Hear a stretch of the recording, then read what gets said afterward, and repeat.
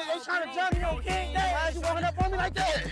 He's swinging. Look at him. He's swinging. Oh, come on, man. I can't do this to you. Oh, King Dad, you don't know who I am? Hey, you got your wife. Hey, who are you touching my name? Y'all gonna tell me? Should I call for them? Should I call for them? Okay. I'm finna get jumped by some pilgrims on King Day. You been to the tunnel. The air conditioning was amazing. The air conditioning. The air conditioning. Okay, David, shorty, we shut down. Recognize the turn, even if I seen it. Been driving all along, feel like I'm dreaming. Okay. Welcome, ladies and gentlemen, to Street Apologist Live. How y'all doing out there? Today's Thursday, April 18th, 2024. I'm your host, Vocab Malone, and this is a Christian Urban Apologetics program where we serve the underserved and look into the overlooked. If you are listening on podcasts, which are available on all the platforms now, you weren't able to see the video, but you were able to hear the video, which was a video of Famous Richard, a YouTube star personality and a Chicago drill rapper in New York, trolling the Chabad community there at 770. There's a lot here, and so we're going to look into this, get into this, and I am very glad you guys are here today. How you doing? How you feeling? If you're feeling all right, if you're feeling good, could you drop a like? Drop a like there in the on the underneath, all right, and give some comments here. Okay, so let's take a look at what we're going to be looking at today. This is the situation. Some of you have heard of Famous Richard, some of you have not, but let's take a look at his social media activity because this relates to what we cover on this channel. We cover urban apologetics, and a big part of that, of course, is Hebrew Israelism. Well, the way that Famous Richard trolled Chabad was to employ the claims of Hebrew Israelism against them. And you could say to a certain extent, he's kind of a viral guy, for lack of a better word. And this is a very interesting clash of cultures. So let's take a look here at some screenshots I've got. This is how I first came to be aware of this. Yehuda Israel, he tagged me. I don't know if I know him. I don't remember meeting him or anything like that. And he tagged me. And so I watched his commentary on the Famous Richard stuff. I don't know if he's affiliated with Chabad or his stance. I think he is Orthodox. I guess that's the case. But anyways, I said, you know what? Let me take a look at this. And so I watched more of it, and I said, I think there's enough here to cover on Street Apologist Live. And so that's what we're doing here today. If you want to hear his commentary on one of the Famous Richard videos, it's A Real Jew Challenges Famous, that's with two S's, Richard, to debate on King David. And I'll explain what that is a little bit later on. And so that's one screenshot. Here's some of the videos we're going to be playing clips from here today. Famous Richard goes back to Jewish tunnel, Chabad Lubavitch. We've talked about Chabad a little bit here today. On previous programs, and we're not going to do a deep dive on them, but we are going to have to talk a little bit about there. This was after the situation with the idea of a tunnel, which basically was really a wall knocked down to expand Chabad there at 770 without permits in Brooklyn. People talked about a tunnel system and all that. It was essentially a 60-foot extra room type of thing. The whole thing was kind of overblown. But Famous Richard, who has 283,000 subs, you see that? 283,000 subs. That's a lot for basically junk content, with all due respect to him. Here's another one, the way it's titled, Famous Richard almost jumped by Jewish people vlog, and then he hashtags it trending viral a month ago. This 171,000 views. So you can see why he went back. And notice on both of these, the comments, Free Palestine misspelled, and then Free Palestine, because he keeps on saying that throughout the throughout these videos that we're going to watch. There he is again. Famous Richard gets kicked out of Jewish tunnel, Chabad Lubavitch. That's not exactly what happened, but what do you expect? And the comment, this dude about to have a 20-star wanted level at this point. So, because of what he's doing is the idea. Protect this man at all cost. I thought this was going to be extra goofy. It was, but low-key, it's brilliant. I guess you could say that in a certain kind of way. Perhaps I understand what the person means. And, just different images there. This is from an interview we're going to play some clips from. You see this right here. Famous Richard responds to Jewish allegations. Interesting, right? And it says, this dude went from joking around with people on the street to a whole new level where he can help change. So people were viewing him, at least in some circles, actually as sort of a, for lack of a better word, a street journalist, a street reporter. Shout out to Yandel. Very much. Thank you very much for the first super chat of today. 100. That gets the air horn. Yeah. All right. You're keeping us rolling. You're keeping us moving. And I hope you do appreciate today's content. There you see another interview. He keeps on referring to them as pilgrims. And at the bottom it says, it's refreshing to see he's interested in learning about truth. Keep going, young king. Protect this brother at all costs. All right. So there's that, and then I'm going to play videos. I'm trying a new thing where I do it on the iPad, and so these are from the iPad, and it'll be interesting to see. By the way, he's also been on No Jumper, something that actually has recently, somewhat recently, featured who else? Hebrew Israelites on the platform, a large platform, Adam 22, pretty well known on the internet.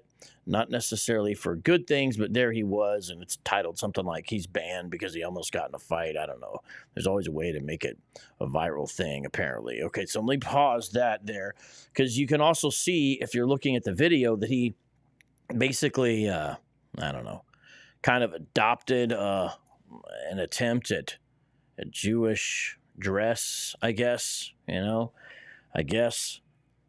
I see you, Brother Allen. I thought you were trying to remain anonymous, so that's why I just said that, but I see you. And by the way, shout out to Alan Yandel for the hat. Not this hat, but I am going to wear, once I got the right outfit, the hat on the broadcast as a way to show love back to you, because I really appreciate you. And also, there's just a lot of people to appreciate that help in various ways. Nate2D2.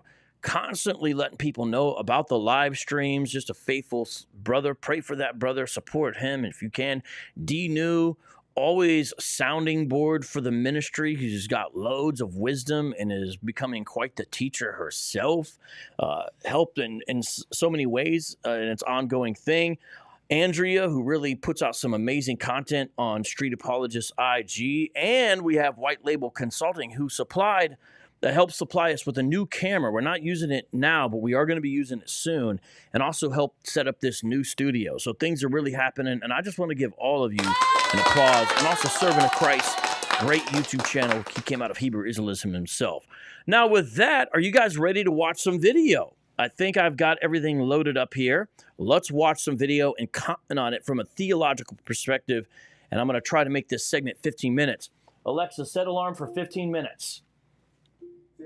On my head, shorty. If anything happened to me on King David, the Jews did. The Jews did. On King David, shorty. On King David. On King David, shorty. On King David. On King David? You still got the tag on the back of your hat. I'm saying, though, about them tunnels, though. What's going on, man? Like, a little late. I know. I need to see the YouTube channel. I had to come back to see what's to them tunnels on King David. Do you believe black people was the real Jews? You said what? No. You're Jewish. What? Bro, come on. On King David, what black people was the real Jews, yo? Okay, so you're getting a sense of it already. I didn't realize I could play sound effects during a video. I didn't mean to hit the applause button, but I need to rewind a little bit because I want you to hear something he says. But he's going into a community there in Brooklyn where Chabad has a heavy presence, and he is literally invading people's spaces. He's got his finger pointed at the guy. The guy's backing up like this because he's leaning in. He's using his camera as a phone. So perhaps he's doing it to get audio, but he's also, I think, doing it to get reactions because that's obviously his thing. He's trying to appropriate their dress. And these appear to be, teens or early 20s, perhaps, young men. And notice the way he's trolling them. He's trolling them with claims of Hebrew Israelism. All right. So here's why this is important and interesting. We're in a situation now where a kind of meaningless weapon to be leveled against the Jewish community can be that, hey, you're not the real Jews, you're fake Jews, but backed up then by the second part of who it is, it's black folks. This is a new troll. Now, what does he really think or believe? I have no idea, because social media stars almost do anything for clicks. I think we know that, right? So it's interesting. You guys understand Hebrew Israelism now is becoming enough of something that's present in the local community that it's leveled as a troll. And so listen to this reaction, because one of the guys has a funny thing that he says. Okay, Dad. You still got the tag on the back of your head. I'm saying though, about them tunnels though. What's going on, man? Like, a little late. I know. I need to see the YouTube channel. I had to come back to see what's to them tunnels on King Dave. Do you believe black people is the real Jews? You said what? No.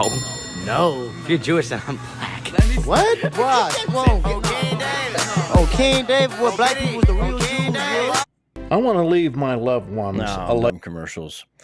So there, he says, well, if you're Jewish. Yeah, I got my pipe. You got your free if you're Palestine? Jewish, then I'm black. That's what the young man says. So notice, I don't think a lot of these guys have heard this. You know, they're somewhat isolated, and they're kind of just doing their thing, you know, and they're not always plugged into the outside world, although in some ways they're more plugged into the outside world than some of the other Jewish religious communities. It's an interesting thing there with Chabad, the Lubavitchers there in Brooklyn.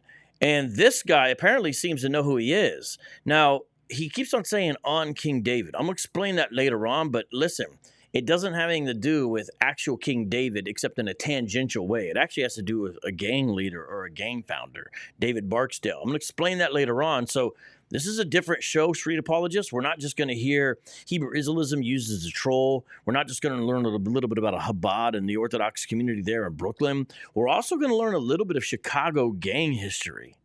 Yeah, one of those shows. Here we go. I should have bet on your ass, free Palestine. They said y'all got a $3,000 reward on me. What? The Jews got a reward on me. Y'all got a reward on me? No. All right, on King David.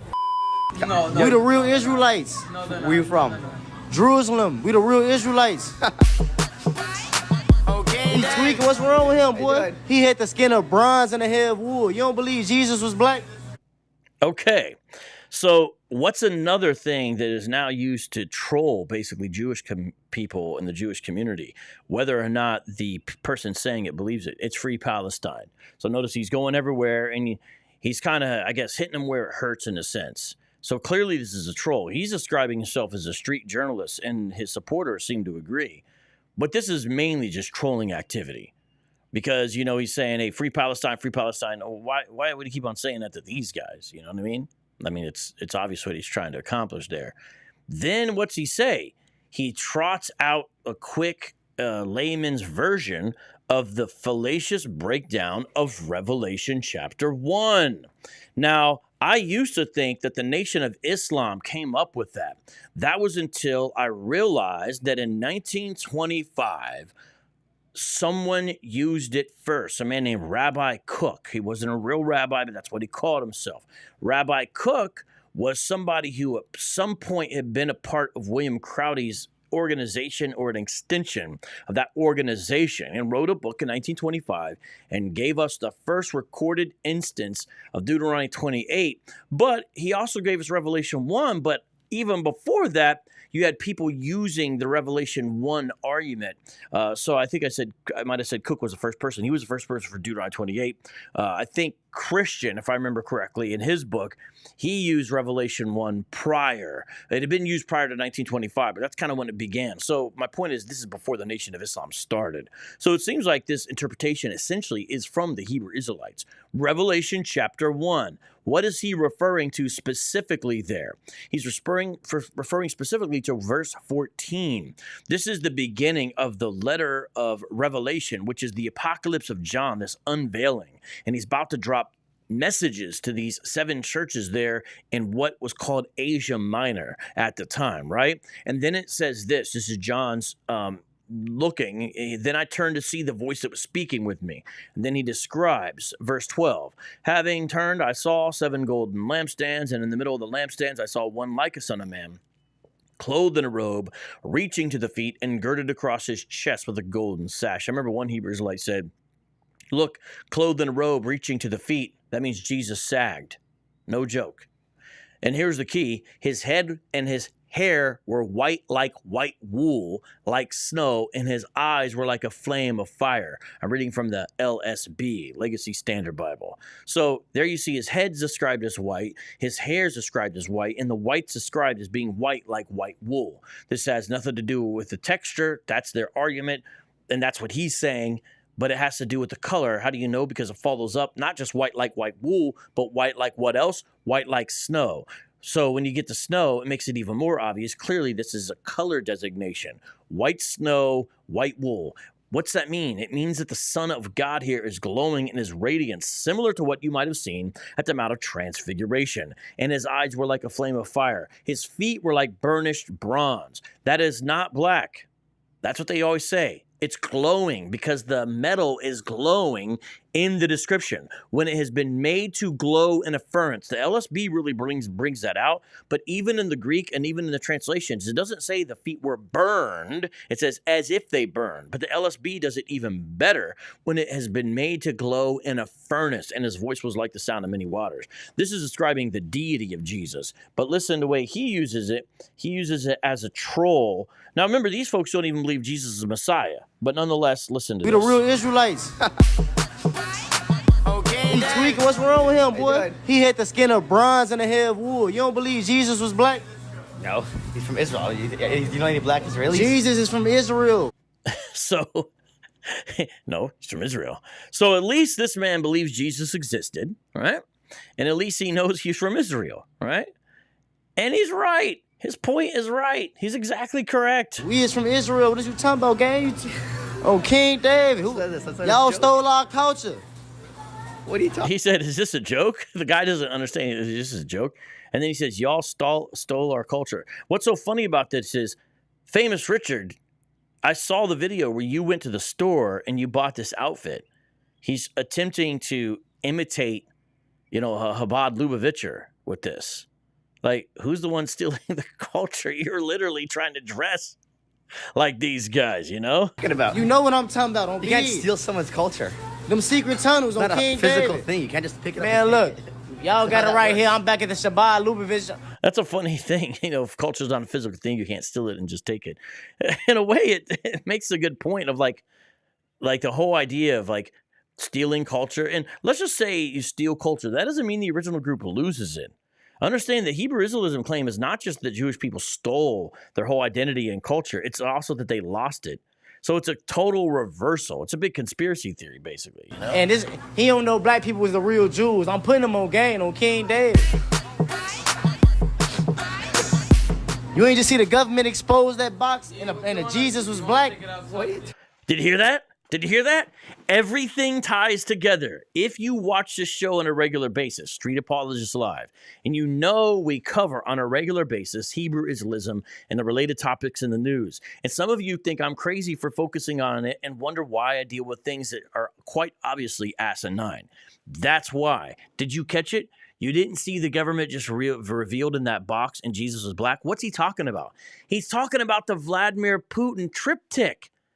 Remember we did a whole live stream on this? Can somebody drop that in the live chat, please? Maybe D-New or Nate. The Putin icon hoax. Now, we covered it in depth. I'm not going to retread that ground here. But in it, he brought out a triptych, and basically it was the government, honoring the Russian Orthodox Church, when prior the Russian government, when it was communist in a more atheistic way, was very anti-Russian Orthodox Church. They raided their churches and took their stuff, and Putin's been giving some of it back, and he's been tying in religion with Russian identity in a way that the previous rulers of Russia had not really done once you got out of the czars, you know what I'm saying, in the early 1900s with the October Revolution and all that kind of stuff. Red October, bada bada ba. Okay, so here's what's going on. In that video, Putin does say, hey, look, and if you look at the Jesus that's presented in this Russian Orthodox icon, he's not black. You have to alter it, which many people did, to say he's a black Jesus. The phenotype doesn't match, he's not. And in general, Russian Orthodox icons don't look like a black Jesus. They just don't. Not only that, he gave out a little replica, Putin, to the people there, you know, the military. It was a military thing to say, good job. But I just wanted to bring out that he is saying, hey, the government just revealed it. He's talking about Putin, man. And he don't know black people was the real Jews. I'm putting him on game on King David. You ain't just see the government expose that box and a Jesus was black? What are you talking about? What you mean? So you gonna kick me out because I'm being honest? No, absolutely not. I'm not kicking you out. What y'all call them little twisty things in your head? This side blocks, side curls. Side curls? Let me tell y'all something though. King David, I'm not Kanye, so don't cancel me on BD.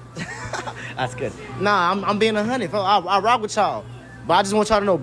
Now, how does he rock with them if he's saying they're not the real Jews and asking about secret tunnels, and later he's going to make the accusation of blood libel, and he's also saying free Palestine, and he's also using the don't cancel me like Kanye as a troll. So how is he rocking with them? You know. Now, if you notice, he says not just on King David, but on BD. When the little beat comes in, and he says it a few times when he's speaking, on BD. What's that? That means on black disciples. On black disciple. Thank you, D-New, for dropping that. Click on that link. Save that as a watch later, ladies and gentlemen, where we covered it in detail. So when he says BD, that's also referring to the Chicago-based street gang. Let me tell y'all something though. King David, I'm not Kanye, so don't cancel me on BD. That's good. Nah, I'm being 100. I rock with y'all, but I just want y'all to know black people was the real Jews. You know that's BS. That's what? You know that's BS. Who told you that? It's obvious. You wear tzitzis, you have sideburns, you have beard. What do you mean? We is the real Israelites. That's bullshit. That's not no BS. You can't track. You can't look back at your father, your father's father, your father's father. Don't come from Israel. Come from West Ain't no Africa. King David, his ass tweaking. I don't know what's wrong. I mean, isn't he right? He's exactly right. He's saying, man, we've been keeping track of this stuff. What are you talking about, you know? It just shows, like, when you first hear Hebrew Israelism, how insane it is. But he's using it as a troll for them. And I also think it's interesting how, you know, the Orthodox Jewish kid doesn't have a problem with cursing. You know what I'm saying? It's just, like, not a big deal, apparently. You know what I mean? And I understand people have different views of that, but it's interesting how easy or casual, you know what I'm saying, that is for him. Interesting. Queen, let me ask you something. How you? Alexa, turn off. All right, let's watch the rest of this video. Then that's our first segment here. Yeah, I got my pipe. You got your? Okay, we already watched that one. Okay, yeah. Perfect timing. Okay, so what I've been doing these days is breaking up the segments with commercials. So we've learned a little bit about Famous Richard, and I'm going to show you a couple articles to make sure that I've completely done that in the first segment, which is who is Famous Richard. And then next we're going to talk about who or what is 770. That's what we're going to talk about next. But let's go ahead and take a look here at Famous Richard and some of his activity. Got a couple little articles I'm going to show you real quick here. All right. Oops, wrong thing. That's all my things I had to use to make this show happen. There we go. All right. So let's take a look here and find out, make sure we understand who we're dealing with, for lack of a better word. He's a drill rapper. If you understand, that's something that comes out of Chicago, frankly, gun culture. And he raps that way. And that's kind of his bag as far as that goes. But he's transitioned and is probably more well known, not for his music, but for this stuff. But it's like a way to get your music known these days, is to do this kind of thing. And so there's different stories about him that we're going to briefly look at. We're not going to be reading these whole stories, But this is from the Daily Mail. Social media influencer Richard Sharp, known as Famous Richard, arrested again on robbery charges just months after crying in his jail cell. All right. Richard Sharp, 24, was arrested in connection to a robbery attempt after he antagonized New York City police officers as he was being led away in handcuffs. Sharp shouted, "This is making me more lit." So obviously his motivation is clicks and views. I don't think you need to be Einstein to figure that out. All right. He's saying he's getting arrested. Social media personalized a string of arrests related to firearm possession as well as the history of assault on law enforcement. This is published December of 2023. YouTuber notorious for taunting the NYPD. So he would go up to them and ask them what gun they have and ask them if they've got their pipe, and what he means by that is what weapon they have and all this type of stuff. And then he would do dances like real close up in their face, and there's where he got arrested there. And I don't know what the detail was with that one, but he dresses in high fashion. I mean, you see what he's rocking there. That's not a cheap outfit, I'll just say that. Famous Richard with 2 S's. You know, the famous got to have a picture, the well-known or standard picture of these social media guys of counting your money, you know, which is really a sad thing, because it's like, you know, the kind of environment it comes out of, and it's just a real sad thing. So there's this, there's that. Yeah, bada, yeah. So, you know, it's like, dude. Famous Richard. And, wow, he's really wearing that shirt. Real sad. It's sad what a lot of our culture is kind of devolved into. Right? NYPD searching for armed rapper Famous Richard wanted for trying to take cops' guns. So apparently there's another string of videos where he would like basically even reach for them type of thing, you know, get right up to the line. Really wild. This is from the New York Post. This is last year, April 2023. And there you've got this guy doing this. So he's from Chicago, but does a lot of these videos in New York, it seems like. And it's crazy because, you know, at this time he had 3,500 followers on TikTok. I mean, this dude's got just so many more now. So, you know, this is the kind of stuff people do, and apparently it makes them famous. That's a real Glock on your hip? Let me hold that. He says in the video, prompting the officer to warn him stop as Sharp reaches his hand towards a female officer's holstered weapon. Bro, come on, man. And there's some comments they're showing from social media. And so this is what he does. So he's kind of taken now to harassing Jewish folks, all right? And there's a video, you know, his interview there on Adam 22. Famous Richard on becoming a BD. That means Black Disciple. It's a gang we're going to talk a little about. Violating NYC cops. Why he's GDK. Gangster Disciple Killer. Is that what we're talking about? Yeah, because the BDs have rivals of Gangster Disciples. And so when you say GDK, my understanding is he's saying Gangster Disciple Killer. And he explains how he got jumped in all this by these guys when he was young in Chicago. But this is somebody who's promoting Hebrew Israelism. You understand? One more video here from New York Post. Cop taunting YouTube. Famous Richard arrested on robbery charge by alert Port Authority cops. So that's similar to the one we already read. And it just talks a little about this. So this is what's going on in our world. And it is with 2 S's. I don't know why they're not putting the 2 S's, you know, on his name. Put some respect on the man's name. And we're going to come right back just after we play a couple of commercials. I'll see you guys in just a second. Let's do this thing, and we're going to find out what is Chabad. All right, let's do this. Look at that now, bring out this reality that it was the early Black Jews in Harlem, Black Judaism, that gave birth Black Hebrew Israel, one West brand and variation of it. Check out this shirt. Hit it. Look at that. Urban Theology. Yeah. Oh, that's hot, bro. Look at that. Yeah, all right. So this is the Urban Theologian shirt. Theologian. There it is. Urban Theologian shirt. I'm trying to let you be able to see it. All right, welcome back to Street Apologist Live. We're just running some commercials. You can buy the Urban Theologian shirt if you're an Urban Theologian at vocabmalone.com. and we'll get it shipped out to you. Today, we're talking about famous Richard, who is trolling the Chabad Orthodox community. Got a picture there. Actually, we went into Chabad itself. And I do encourage you guys also to pick up books that I put out. Nate, thank you for dropping those as well, my friend. Let's watch some more video and find out what's going on. We're going to analyze this from an urban apologetics perspective. And I'm playing these off of the iPad, and there he is with the cop. Hey, growing up as a kid, what did you want to be growing up? I can't answer the question, man. Huh? I can't answer the question, man. Why not? How you feel about the immigration, what's going on in New York? Yo, Pops, tunnels, man, on King David, like, them hidden tunnels, what y'all had underneath them tunnels? Them bloody beds, they talking about y'all was doing rituals, y'all was babies, all type of shit.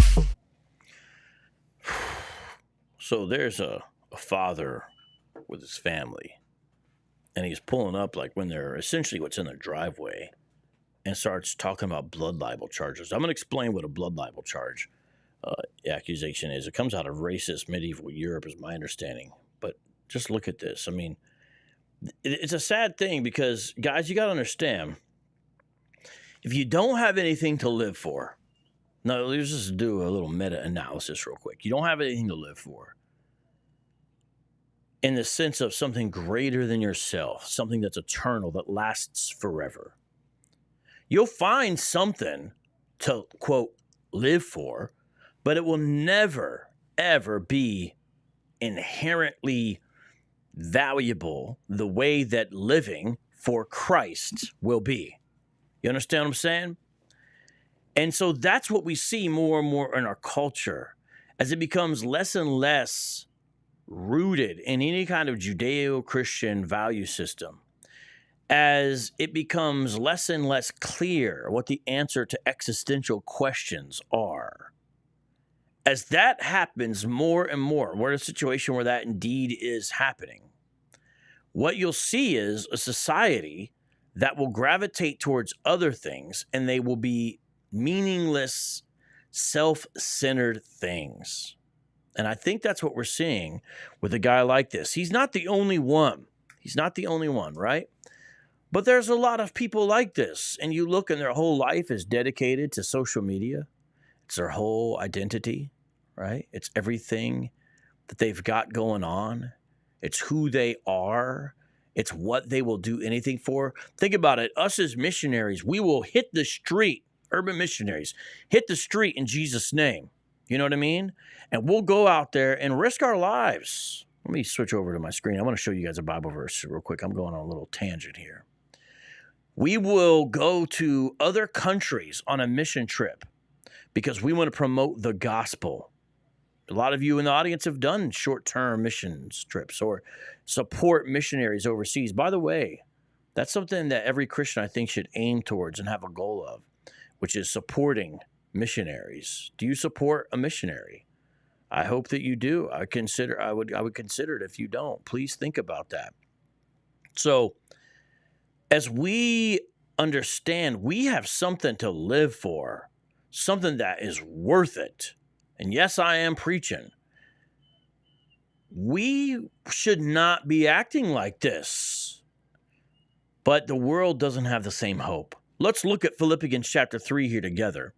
I'm in Logos, and yes, if you could share it, everybody, Nate, all y'all, if you use a code on my Logos, you will get a free discount from a basic package as well as a number of free books, and hopefully Nate can drop that.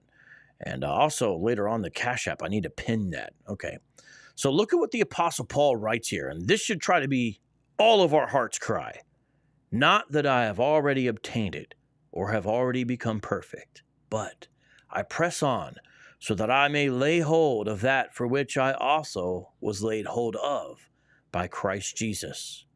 This is Philippians chapter 3, verse 12. Brothers, I do not consider myself as having laid hold of it yet, but one thing I do, forgetting what lies behind and reaching forward to what lies ahead. This should be all of us believers.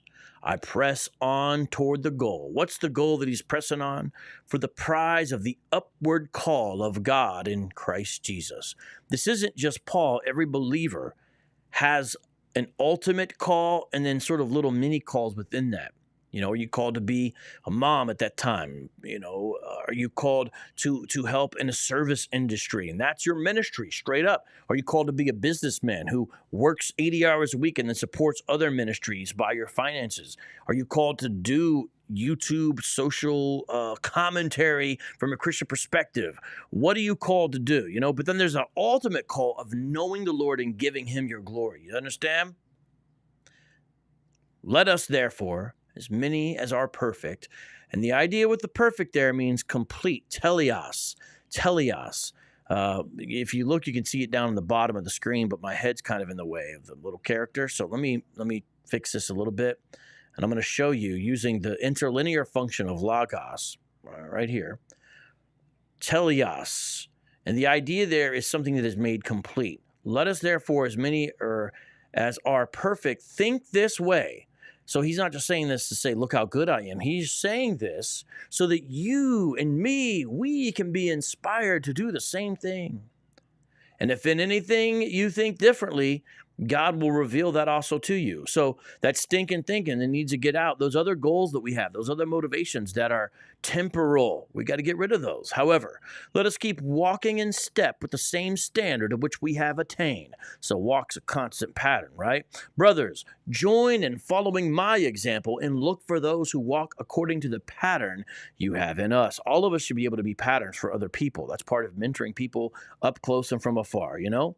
For many walk, of whom I often told you, and now I tell you, even crying as enemies of the cross of Christ. He's saying that many other people walk in a different way, and they're enemies of the cross of Christ, whose end is destruction, whose God is their stomach, and glory is in their shame, who set their thoughts on earthly things. That's it right there. That's what famous Richard is doing. That's what the Hebrew Israelites are doing. Don't be a person who set your thoughts on earthly things. It doesn't mean we don't take care of business on the earth. Saying, what's our ultimate goal? For our citizenship is in heaven, from which also we eagerly, are you eagerly waiting for a Savior, the Lord Jesus Christ? That means his return, ladies and gentlemen, not that we don't have a Savior, because look at the next verse. It indicates that. Who will, this is future, transform the body of our humble state into conformity with the body of his glory, meaning we're going to be glorified in a resurrected state by his working, through which he is able even to subject all things to himself. Amen and amen in Jesus' name.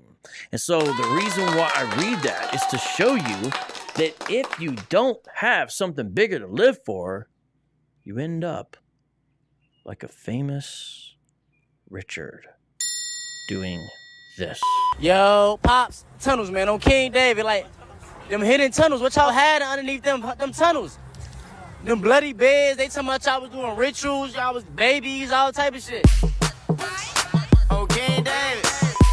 Come on, I gotta ask you something. Come on. Check it out. Taking pics? Nah, check it out.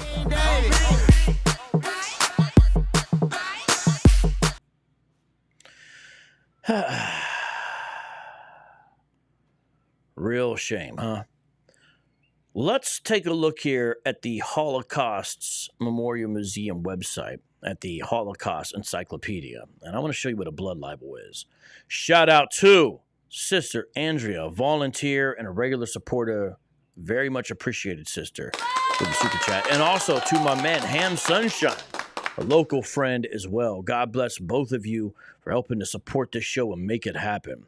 Let's take a look here at the screen and learn about what blood libel is, because famous Richard basically just leveled the charge of blood libel against that man while he was with his family.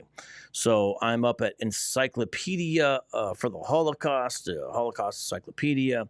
And as I transition out of Logos, I'm going to show it on my screen so you can see it as well. And let's look about this. This is going to refer to the blood libel charge that is commonly given. The term blood libel refers to the false allegation that Jews use the blood of non-Jewish, usually Christian children, for ritual purposes. Didn't you hear specifically Richard say, oh, you guys are doing weird rituals down there? Did you guys catch that? Did you hear that? That was in his commentary. All right. The Nazis, maybe I'll just say the German socialists, that's what I'm going to call them. I'm going to just say that word. The German socialists made effective use of the blood libel to demonize Jewish people, with Julius Steicher's newspaper Der Stürmer making frequent use of ritual murder imagery and its anti-Semitic propaganda. Blood libels throughout history. Okay, we're going to read some of this because it's important to understand this, because Christian, we understand that any person who does not accept Messiah will not experience the kingdom of God because they're not born again. And what does Jesus tell Nicodemus, a member of the Sanhedrin, in John chapter 3? He says, indeed, that unless you're born again, you can't see the kingdom of God. So we keep that in mind, but we also keep in mind that Jesus said that we should love our neighbor as ourselves, and that includes our Jewish and our Gentile neighbor, doesn't it? And slandering somebody is not a way to show them love. So we should care about truth. And I think especially when it comes to this community. Historically, blood libels often took place close to Passover. It's a real shame, but unfortunately it's true. When Jews were charged with using the blood of Christian children to bake matzahs, disgusting that this should even be a thing. The proximity of such charges to Easter was thus also often associated with the continuing belief that Jews were responsible for the passion and crucifixion of Jesus. Blood libels, together with allegations of well poisoning, were a major theme in Jewish persecution in Europe throughout the Middle Ages and into the modern period. They were a central component in the development of modern anti-Semitism in the 19th century. Blood libel accusations often led to pogroms. That's an important thing, and I have a saying, everybody wants to be Jewish until a pogrom comes. And you can look up that article and find out what that is. But basically, it's rounding up folks of the Jewish persuasion and doing bad stuff to them. Violent riots launched against Jews and frequently encouraged by government authorities. Murder is expressly forbidden in the Torah, as are the blood sacrifices which were practiced by ancient pagan religions. In fact, Jewish dietary laws, kashrut, forbid the consumption of blood in food and required all blood to be drained from slaughtered animals before consumption. You can even see that in Acts chapter 15, that when the Gentiles were coming in to, keep it clean. The earliest references to blood libel charges against the Jews can be found in the Hellenistic writings of Apion in the 2nd century BCE. However, the spread of Christianity in Western Europe saw the growth of the blood libel myth, and particularly in the 12th century in the aftermath of the First Crusade. Very unfortunate, but we have to own up to this fact that has come out of medieval Europe as Christians and say, shame, shame, shame. It's embarrassing. It's horrible. Now, don't let yourself be repeating this, Come on now. The first case of blood libel in Europe in the Middle Ages was that of William of Norwich in 1144. The Jews of Norwich, England, were charged with ritual murder after the body of a young boy, William, was discovered stabbed to death in the woods. In this case, the Jews of Norwich were alleged to have bought a Christian child, the boy martyr William, before Easter and tortured him with all the tortures wherewith our Lord was tortured, and on Long Friday hanged him on a rood in hatred of our Lord. Subsequent cases recorded in, and it gives a list. Okay, I'm not going to read all those, but you see England and France and Spain. It gives the dates there. Germany, it gives the dates there. Medieval poet Geoffrey Chaucer's The Prioress's Tale in the Canterbury Tales also invokes the blood libel motif, describing Jews as aroused by satanic urges to murder Christian children. The motif of the Jewish need for Christian blood spread throughout the Middle Ages. It was combined with allegations of well poisoning by Jews during the time of the Black Death in the middle of the 14th century. By the 15th century, the motif was commonplace throughout Western and Central Europe. It often gave rise to legends around miracles performed by the alleged victims of the blood libels. In 1475, a 2-year-old boy named Simon disappeared from the city of Trent in Italy around the time of Easter. His father alleged that he had been kidnapped and murdered by the local Jewish community in order to make matzah for Passover. The entire Jewish community was arrested and forced to confess under torture before they were sentenced to death and burned at the stake. After hundreds of miracles were ascribed to Simon of Trent, a religious cult spread across Italy, Germany, and Austria in his name, and he was granted sainthood in the 16th century, subsequently removed by the Pope in 1965. Blood libels in the 16th to 19th centuries. Martin Luther, German theologian and key figure in the Protestant Reformation, lent even further credence on the blood libel charge by accepting the Jewish use of Christian blood as fact On his Jews and Their Lies, published 1543. I hate that book. I absolutely hate and despise that book by Martin Luther. I hadn't read it, and that's why, even though I still give a shout out to him for starting the Reformation and things that he said, I don't have his little plush doll back there anymore because I hadn't fully read the book, and after I did, I couldn't do it anymore. So instead, the little head bobblehead I got back there, you know what it is? It's Charles Spurgeon. Shout out to Charles Spurgeon, My man. It's kind of like a safer hero, I think. Reformed Baptist, smoked cigars, dealt with depression. Good guy. By the 17th, and he was an abolitionist and not a white supremacist, thank God. By the 17th century, blood libels became increasingly common in Eastern Europe, particularly in Poland and Lithuania. Jews had moved to Poland from the German lands during the Middle Ages in return for the promise of protection by Polish nobles. But as conditions deteriorated for the Jews in Poland, okay, I'm not going to read the rest of this, but I wanted to read that part. You can see it goes on and on and on, and it's very unfortunate, very unfortunate. Very, very unfortunate, but I encourage you to read more about this. Let me drop the link in the chat so you can read this perhaps, and then let's play the next video as I drop the link in the chat. And it's a real shame, isn't it? Next video.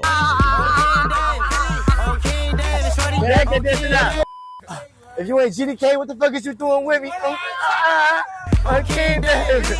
On Biddy, on Biddy, on Biddy, on Biddy. Okay, David. Okay, David. Okay, David, shorty. Okay, David. Okay, David, shorty. Okay, David. Okay, David, shorty. We shot down like Navy, shorty. Hey, my brothers. Hey. So he has another thing where he does a dance when he's trolling people, whether it's cops or Chabad members, right? And what it is he'll later on overdub this music, right? That goes on King David, on BD, which means Black Disciple. And he says, if you ain't BDK, why is you with me? And he's saying, I'm sorry, GDK. Sorry, man. I'm getting my acronyms confused. Gangsta Disciple Killer. Yeah. And so that's what that is. I just dropped the link. Yashar Nabala says Thawada for the link. That's fascinating, Yashar, because I know that Thawada means thank you and Lashawan Quadash. So we have somebody who's either using Lashawan Quadash as a, kind of joking around, or is serious about it and is actually sincerely thanking me. And either way, you know what? I appreciate that. Seriously, I appreciate that. Thank you very much. So, hey, no problem.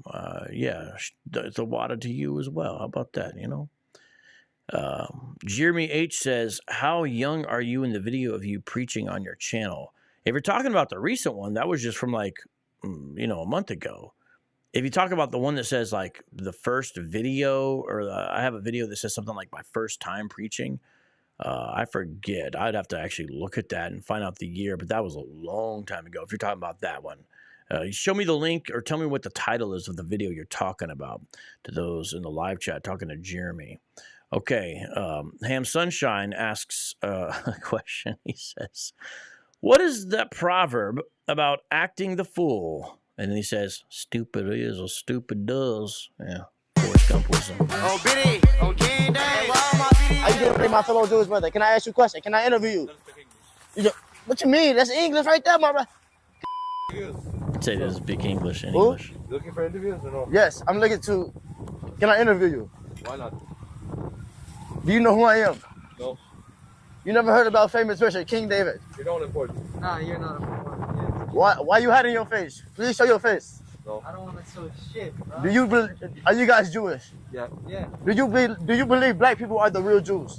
I believe all people that are Jewish are the real Jews. So do you not believe that people I believe if you're black, you're Jewish. They're actually giving some interesting answers. Do you believe that black people are the real Jews, he says. He says, I believe that all people who are Jewish are Jewish. And he goes on to say you could be black and Jewish. So again, this is famous Richard trolling the Jewish community there, okay, in Brooklyn, New York area. I believe there is Williamsburg. And the headquarters for the Chabad Lubavitch movement is right there in New York City. Totals estimates, according to 2018 estimates, say there's 90 to 95,000 adherents to Chabad Lubavitch, although their influence is definitely larger. And he's there interviewing these young men. And again, it's weird that they are willing to just curse. He's like, I'm not going to show ish. PJ Williams asked a question, says, did he just say he's King David? No. It sounds like it at first. It sounds like he's saying, I'm King David. He's saying on King David. Like if you know the young kids these days, they say on God. Now, I don't think you should say that, but it's basically their modern way of saying I swear to God. I also don't think you should say that. And so what's going on with the whole on God, it's like their newer way to say swear to God. It's saying I put that on God, basically. And so instead of saying that, he's saying on King David. That's sort of his higher power or higher authority. But he's not referring to the biblical King David. He's referring to who? He's referring to King David, who is a gang leader, David Barksdale. We're going to answer that in the next section. But right now, let's watch this. Do you know who I am? No. You never heard about famous Richard, King David? You don't important. Nah, you're not important. Why you hiding your face? Please show your face. No. I don't want to show shit, bro. Are you guys Jewish? Yeah. Yeah. Do you believe black people are the real Jews? I believe all people that are Jewish are the real Jews. So do you not believe that people I believe if you're black, you're Jewish. I believe if you're white, you're Jewish. I believe if you're Arab, What? We're the real blacks. We're from North Africa. Yeah. By the way, Well, you not no real black. I'm sorry. He's What from was North the Africa. no. He's Wait, from wait, North wait. You was Africa. not the I'm real from black. North Watch your mouth, Africa. man. Watch your mouth. So notice the guy's being pretty cool, right? Pretty calm. He's got his hands in his pockets. You know, he's chill. He's got a nice little shape up, you know, haircut, you know. And Richard's getting all in his face, all up on him, right? Yeah, Warrior Woman makes, you know, the good point. Dude is a performer. Yes, he is. And Yashar Nabala, you are correct. David, the David Barksdale figure, is one of the founders of his gang because he is a black disciple. It's the name of the gang. And if you notice, I put that in the title there. But these folks are saying they're Jewish folks from Africa, you know, North Africa area. So listen to this. I'm saying, watch your mouth, okay, Dave? Watch your mouth, boy. Biddy, boy. Don't ever say that again, boy. No, Black people was the real Jews, bro. boy, listen. Black people is you said what? When's the last time? Black people is the real Jews. Listen to me. I'm more African than you. Watch your mouth, bro. I'm more African than Watch you. your mouth, gang. He said, I'm more African than you because he's saying he's from Africa more recently. It's kind of funny. Yeah, he's acting all faux defensive, you know, but what are these guys really saying that's so offensive? My goodness. When's the last Watch out, time I'm just saying, look. Do y'all believe? no one Free important. Palestine, but I'm not Kanye.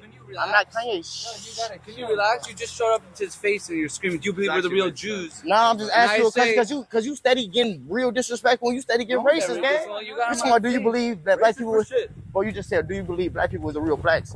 On King David, you tell us the right wrong motherfucker. They didn't go across the thing. On King David. On King David, you don't know who I am? Hey, you got your pipe? Hey, who was you touching like that? Y'all gonna jump me? Should I call for them?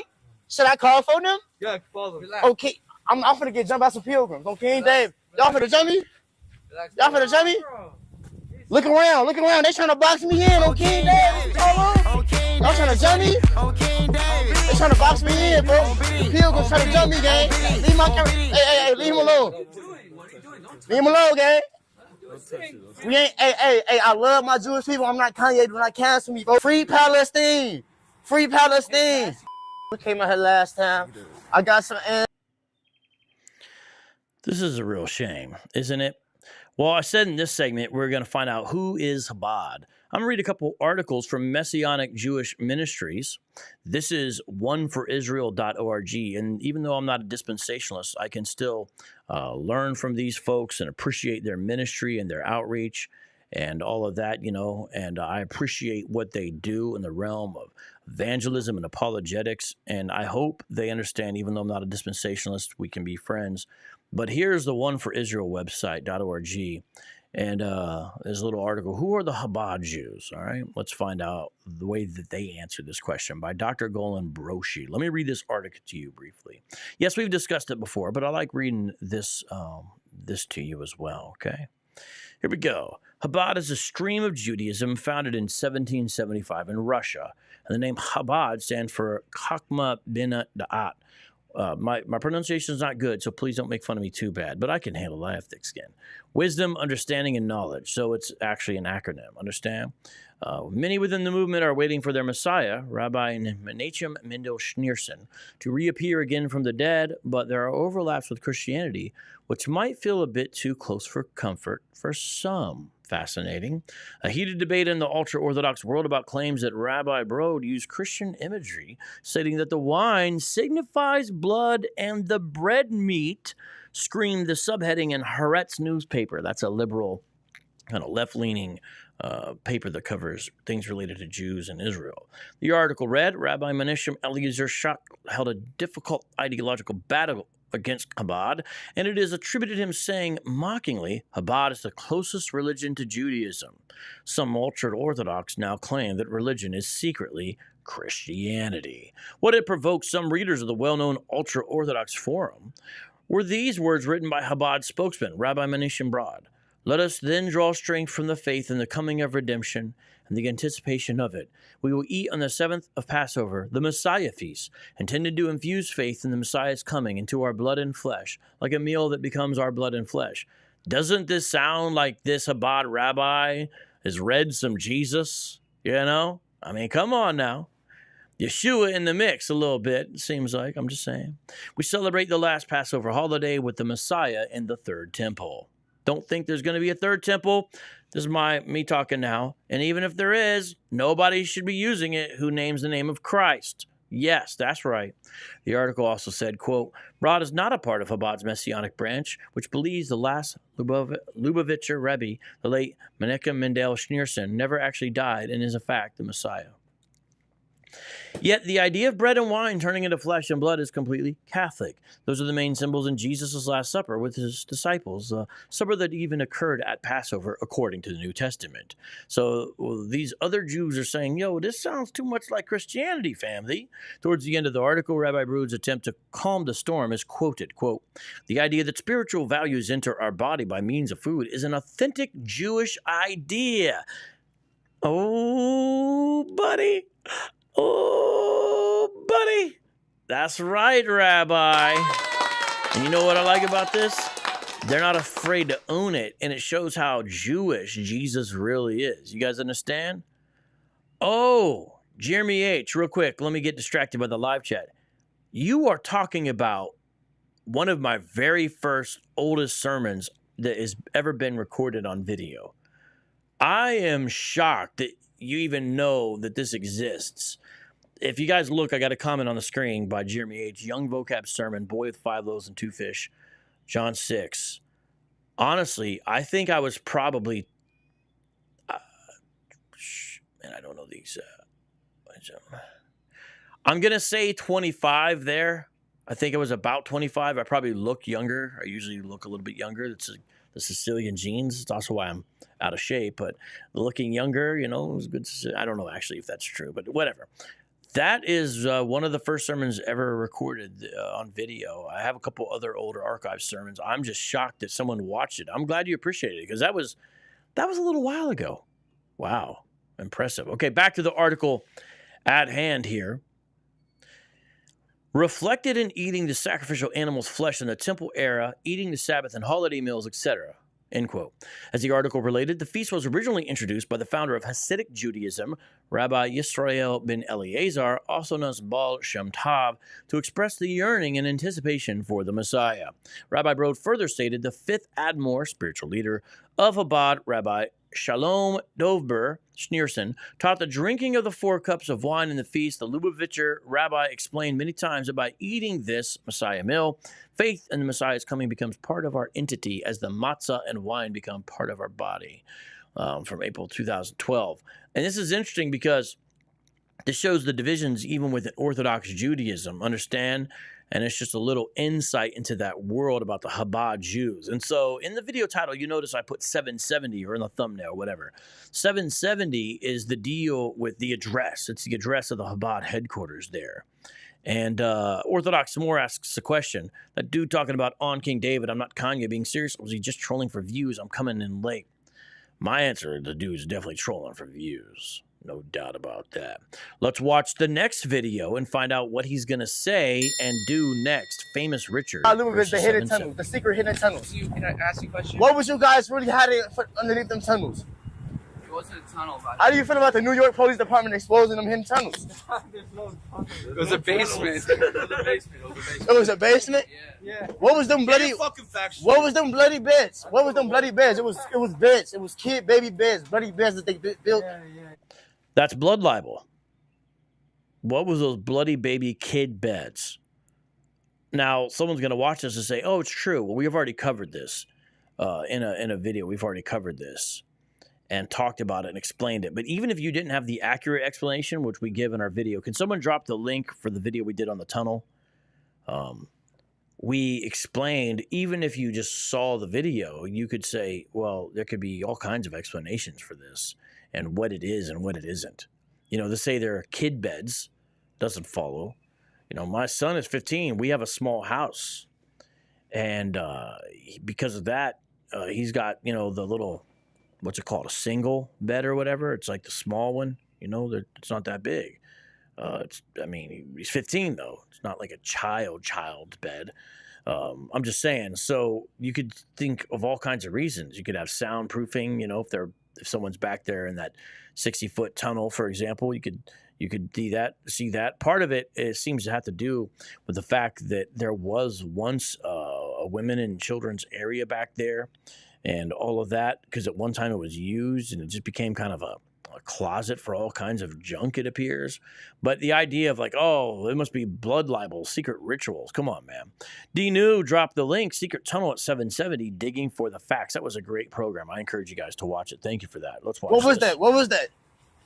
There was rituals. There was rituals. I just want y'all to know, black people was the real Jews. Be cool. Are from Judea. Y'all, and Judea's in the Middle East. You Jewish, my brother. You are your own. My family lives in Israel for 100 You got to know your history, gang. Know your history on King David. Martin Luther King was I'm from Judea, and my family's lived in Israel for hundreds of generations. You know, it's like, come on, man. Listen to this. Now, he's going to say something about Martin Luther King and Malcolm X. He's going to claim Malcolm X is a Blackstone Ranger, and I got a book on the Blackstone Rangers. Where'd it go? Man, no, I can't find it. I had it all late. Oh, there it is. Okay, I got the book. I'll show you in a second here. And they have no idea what he's talking about, though. But watch. Family lives in Israel for 100. You got to know your history, gang. Know your history on King David. Martin Luther King was he did that would have been GD, but we already know Malcolm X was the Blackstone, gang. Malcolm X used to fuck with black. You don't even know who that is, okay? You from New York, you don't even know who that is. You don't know where I'm from. Where you from? Where you from? Throw your shut up, okay? Where your paper? Where is you from, okay? Where you from? Where you from, gang? Why you coming on video? Where is you from? Where you from? I'm from Israel. Oh, my brother. You from Israel. You from the motherland. Yeah, I am. The motherland. I am. It's a long time ago. Yeah, I hear you. It's cold as hell. And y'all surrounded me on King David. Y'all surrounded me, gang. Why is you gripping my hand like that? You should put on a coat. You should drink some hot tea. And you should connect to your own soul and stop reading like random articles on Twitter, all right? The Kabbalah Lubavitch is right there. I just went there 2 times and they kicked me out. Why they kick me out? You're screaming like a lunatic. Because I'm screaming. And I'm finna go in there calmly. Come on. I went there 2 times. Why did they kick me out? The guy's so calm. He says, because you're screaming like a lunatic. Hey, isn't he right, though? And the other guy's going to say, because it's a synagogue for Jews. He says you should drink some tea and connect with your own soul. Hey, it's not bad advice. Now, really, Richard, you need Jesus. That's what you need. You know what I mean? But I like this guy. Hey, Booze in the live chat, he says, both men are speaking English, yet still seem to be speaking different languages. Oh, this is so funny. So here's this book I have called The Blackstone Rangers, right? On Random House. And this is a reporter who spent time with the Blackstone Rangers back in 1968. And I'm going to read something from this book in a second here. And then we'll have an interesting show going forward as we not only talk about who the Chabad is, but we're also going to talk about who the Black disciples are. It's going to be getting very interesting. Listen to this. And you should connect to your own soul and stop reading like random articles on Twitter, all right? The Kabbalah Lubavitch is right there. I just went there 2 times and they kicked me out. Why they kick me out? You're screaming like a lunatic. Because I'm screaming. And I'm finna go in there calmly. Come on, we going. I'm finna go calmly. This is crazy. I like your comments. Keep on dropping your comments. I see your comments, and you guys got good stuff you're saying in there. So keep it up. Keep it up. Shout out to everybody who came through. I appreciate you guys. Yeah, Jeremy H., I believe he is 24. So here's what we're going to do now. He just mentioned Blackstone Rangers, and he's been mentioned on King David and all that kind of stuff. And I'm going to show you what this has to do with each other when we come back right after this commercial. Let's come back.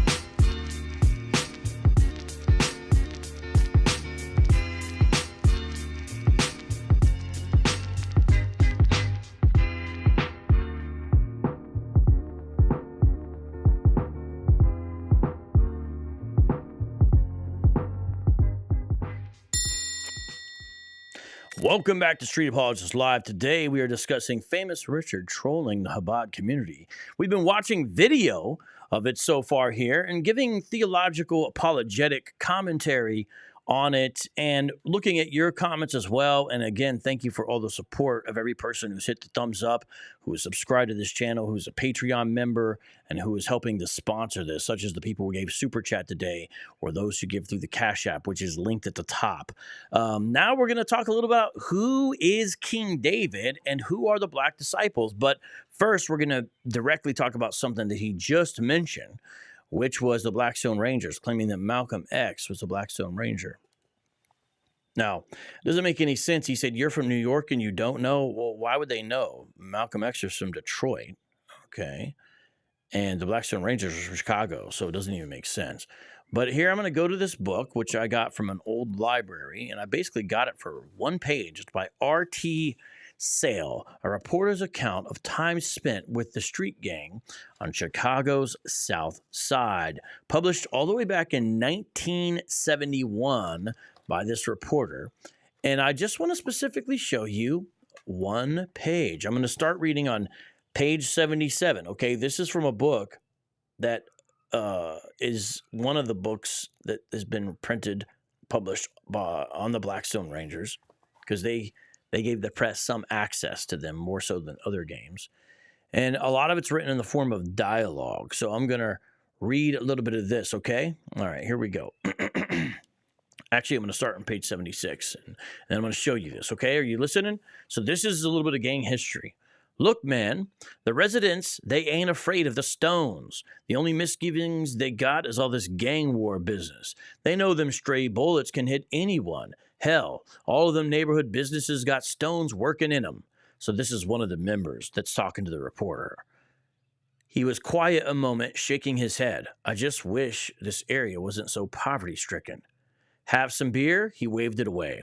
Can I ask you something else? What now? He grinned. I've been talking my head off. That's what. Pardon? I want to know why. Why I talked to you? Why did you tell me all this? You needn't have. I don't know what it is, he said, but being here in Washington, seeing the Congress, being here in Resurrection City, somehow the stones, they just don't seem that important anymore. Now, what's going on partially is some of these street gangs actually got involved with the civil rights movement and started doing some legitimate things, and I think that's what he's referring to. And so that's what's going on here. He looked at me. I want to get out. You want to quit? Yes.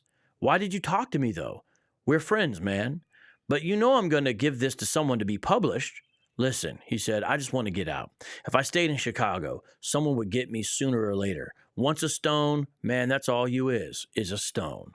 We had talked no more that night. He slept in the empty extra bed.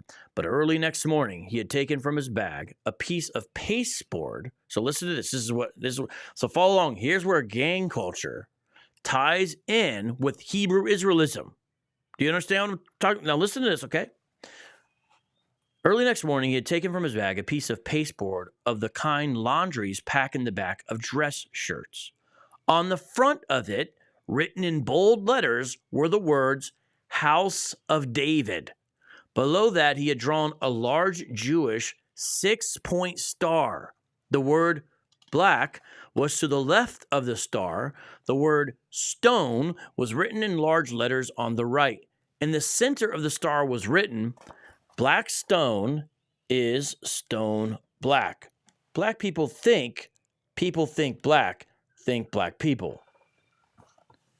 Inside the star's triangles were the different names of stone gangs. So you got to understand, there's the larger organization and there's these affiliates. Gangster Stones, FBI Rangers, Golden Rangers, Maniac Rangers, Imperial Rangers, Syndicate Rangers, Russian Rangers, Cossack Rangers, Gypsy Rangers, Traveling Rangers, Apache Stones, Cherokee Stones, Nova Stones, Cobra Stones, Dixmoor Rangers, Rolling Stones, Egyptian Stones, Nomad Stones, 113th Street Rangers, Pimp Stone, Four Corners. On the bottom of the pasteboard, it says, learn. And here, listen to this. This is from a sign in 1968, okay, what I'm reading to you, of the Blackstone Rangers, which is a Chicago street gang, and the reporter was there with them. And look at what is on the sign. Learn, the prophets of the Bible were black, that the black race is God's chosen people, the Hebrew language, the biblical facts, karate, men and women, sports and self-defense.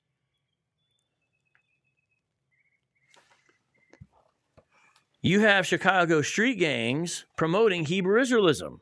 Now, I know someone's going to watch this and say, oh, vocab's ignorant. That doesn't have anything to do with it. It just has to do with the fact that the leader was David Barksdale, and that's why they're a house of David, and that's why famous Richard keeps on saying, on King David. Okay, that is true about that, but there's more to it than that, because notice it goes beyond just saying our leader's name was King David, who some of the people who were affiliated with an umbrella organization of the Black Disciples, not the Blackstone Rangers. That's a rival organization. But I'm just showing you how there's multiple gangs that have these elements to it, a lot of times tied in Chicago, which not incidentally was a center of early Hebrew Israelism. Because look at this. It says the prophets of the Bible were black, that the black race is God's chosen people, the Hebrew language, the biblical facts. That being there shows it's a deeper connection. You understand that? Now, I'm going to show you a couple articles here.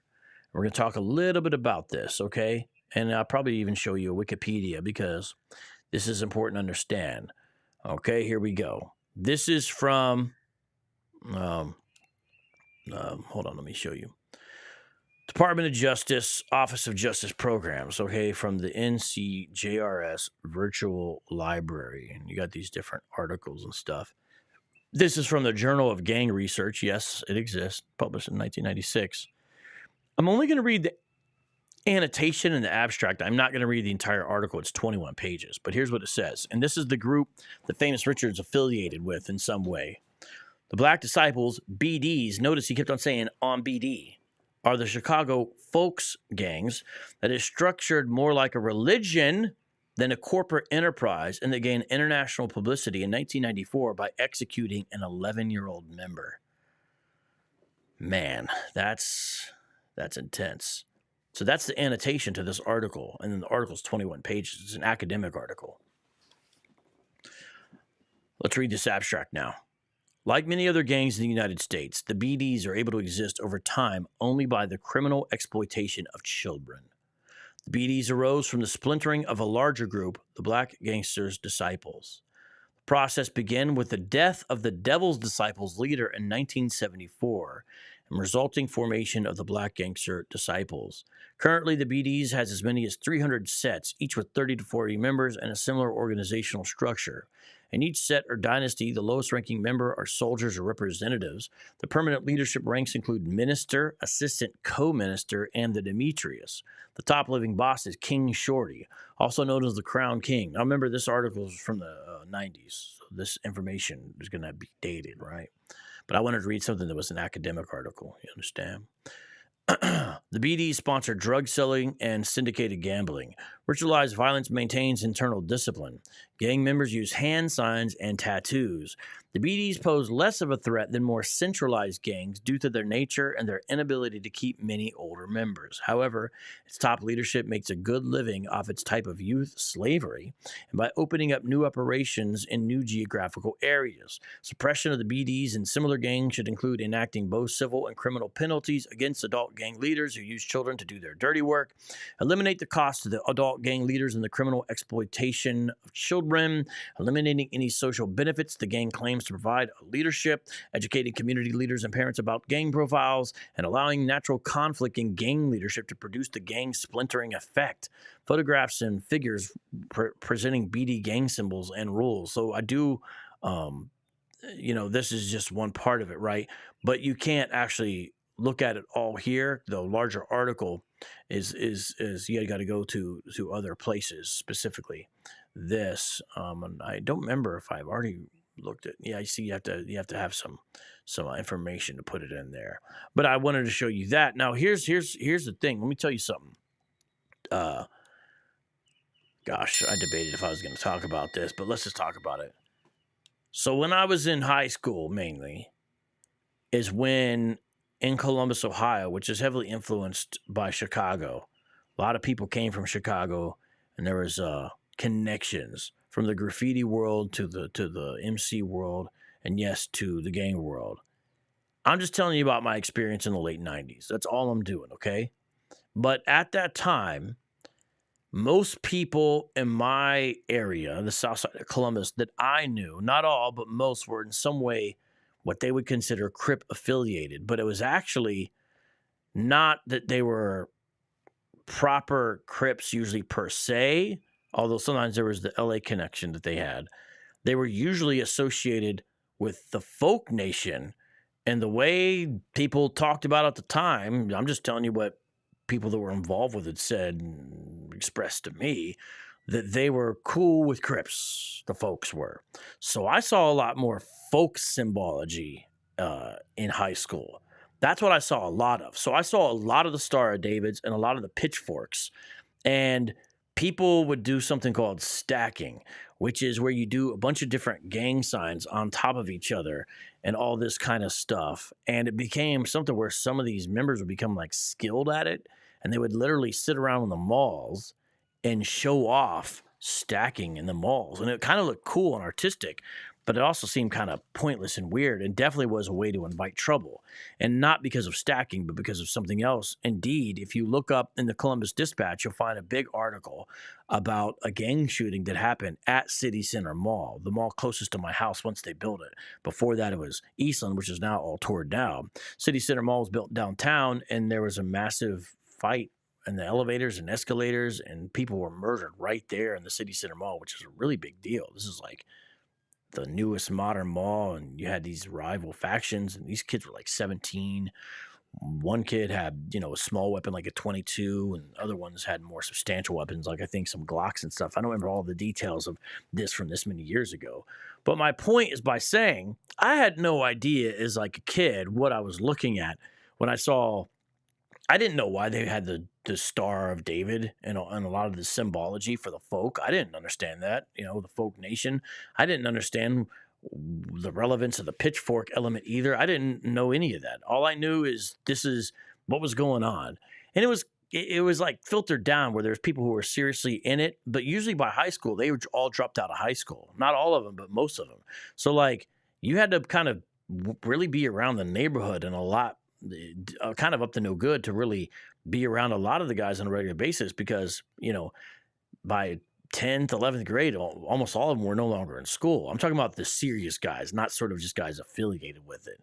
Well, there was also a lot of wannabes, though. I never claimed to be, and there was wannabes, and they would do dumb stuff like when it would fog up in the windows in the bus, because I'd ride the public bus to school, people would tag up the windows, you know what I mean? How you can write in the condensation, all these folk gang signs. And I remember some white kids from the suburbs who were on this basketball team I was on with, and they would like talk about the folk nation like they were with it, and they knew all these stacking symbols. I don't know how they knew all this stuff because back then, you know what I mean, you couldn't pop on the internet, at least at the beginning of the internet. So I don't know where some of these white suburban kids got all this, but this is like what they were doing. I don't know what was going on, but people thought it was cool. But I knew it was nothing to play around with. So you would not catch me, dead making some kind of symbol. In fact, when I was getting into graph and tag, I would write my T's a certain way. And I thought it was a cool way to write them.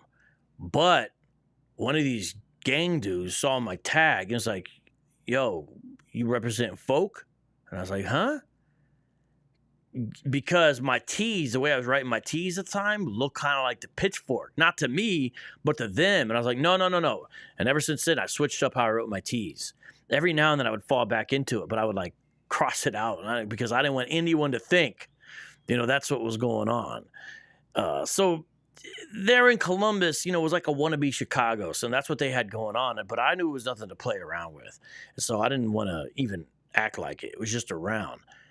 Now, years later, I understand there's an interlap between the folk nation and Hebrew Israelism and some of these other ones, such as what we're talking about today, the Black Disciples. And you can read articles about this. People really get into this. There's a Chicago gang history website, and it talks a little about this. Let me show you some other stuff because obviously this is not a gang history channel. Oh, sorry, I went to the wrong screen. But I'm just telling you some personal experience and just want to show you a few things related to this. Crimson Worm Apologetics, the mean streets of Ohio and whatnot. Ha, ha, ha. Columbus is not New York, and I know that, but Columbus is a major Midwest city, in fact, the largest in Ohio, and has some pretty serious things going on. You can look into it and see what I'm talking about. Look up the Short North Posse that was big then. I'm talking about during my time. I'm not talking about current stuff. But, these are serious things. And there's a lot of YouTube videos about it as well. But anyways, let's check this out. Black Disciples, founded in 1958 by David Barksdale, Richard Strong, Dirk Ackland, and Prince Oldtimer in or near Inglewood Hyde Park. And this is wild to me because apparently Inglewood used to be a largely Italian neighborhood. So Chicago is very neighborhood driven. If you're ever there, it's very neighborhood oriented, more so than a lot of cities. And so a lot of times when people hear Inglewood, they think of, because Dr. Dre, Inglewood. No, it's a different one. That's with the I. This is with the E. When I spoke at a local church there with Pastor Michael Bruce, I spoke in Inglewood on Hebrew Israelism. And several Israel God members came and sat in the front row and were looking at me the whole time. It was an interesting experience. That video is up on Facebook in the Facebook group. But apparently it used to be an Italian neighborhood, and there was a gang there called the Sons of Italy. And the Sons of Italy would fight the black kids coming in, and so they wanted protection, and so they formed up their own thing, and eventually the Italians were outnumbered, and they kind of left Inglewood and all this stuff. This is my understanding. So here it says affiliations, Folk Nation, 1978 to 2000, because we're talking about the Black Disciples here, all right? Colors, black, red, and blue. And then it shows the way the color usage have changed over time and the symbols and all this. And Robert Taylor Holmes, pretty famous. Mickey Bull, well-known. Not going to look at all this. It talks about Hyde Park. To people in Chicago, they know what I'm talking about here. The Dan Ryan Expressway, very fundamental there. And we're talking really young kids. We're talking really, really young kids that are getting involved with this. And in fact, Famous Richard says one of the reasons why he doesn't like a rival gang is because, they, tried to jump him at the pool one time, and they were like 10 years old when he was talking about it. But let me show you something here. Look at this right here. Let's look at this. This is from ChicagoGangHistory.com. Some of the bullied youths from Kenwood, Hyde Park, and Inglewood got together as friends and decided to create a club that would fight against all these enemies they had. These boys were only 11 to 13 years old in age, and they all sat down to figure out the name of this new organization. They decided to flip through the Holy Bible to get ideas, and that's when it dawned on them to use the name disciple in their title. The boys then added on the prefix devils to give the name an intimidating edge to it. After that was decided, the disciples were simultaneously at 43rd Street in Kenwood and scattered throughout Inglewood between 56th Street down to 67th Street. Isn't that wild, though? The way it went down, you hear this? And then it talks about founding members. All right, see this? And then The important one there is David Barksdale. The disciples created the symbols of the Star of David, pitchfork, and devil's tail. Oh, yeah, that they used to always do that in devil horns when they formed. Oh, okay. So, again, I didn't know all this when I was in high school, just seeing these symbols. But, looking at it later, I understand now. The pitchfork was because they were the devil, I guess the folk nation, too, was some way associated with the devil's disciples. So get it, pitchfork, and the devil's tail. It always looked ugly when they draw it. I always thought it was kind of weird when they would draw it. They would usually draw it on like the end of an S or something, if I remember correctly. And the devil's horns, and they formed in 1958. Crimson Warren says, look at how ruthless King Von was. So King Von, who is now passed, he was, I guess, affiliated with this, and he's not the only one. There's a number of people. I think the most well-known that's affiliated with these, apparently, is Chief Keef. I guess, right? Chief Keef, isn't that the big one? Yeah, I guess that's the big one. And I know this is kind of a different program than other programs, but I've wanted to cover this so you can understand the way Hebrew Israelism has been more prominent in the community than people realize for decades. The first arch enemy of the disciples was the Sons of Italy, which was a white gang of greasers. You guys know what they called me when I was a kid, right? John Mark Greaser. That was the slur nickname I had. I actually don't really mind it that bad. It doesn't bother me. But that was the name they called me, John Mark Greaser. Because my last name is Reeser, so they call me Greaser. In Inglewood, one of the more powerful Southside greaser gangs, the Sons of Italy objected to the neighborhood changing from white to black and would take out frustrations on black youth. Disciples also fought with other black gangs in Inglewood, like the Egyptian Cobras that moved to the neighborhood from Fuller Park in 1958. So then it talks about the Egyptian Cobras, the Blackstone Ragers, who we just read about. Not going to be able to go through all of this, although you can see this is a lot of history. And here's where we get into the King David stuff. In the year 1961, 14-year-old David Barksdale took over leadership of the Devil's Disciples, and he directly oversaw the Inglewood branch of the Disciples. Barksdale appointed Mingo as president of the Disciples in Hyde Park and Kidwood that became known as East Side Disciples. So then it talks a lot about David Barksdale, and then you get into the situation where you got the University of Chicago. Some of this is really interesting, and even gets to where David apparently at one point is working with the mayor, and I guess there's a whole book about it. It's like just really wild.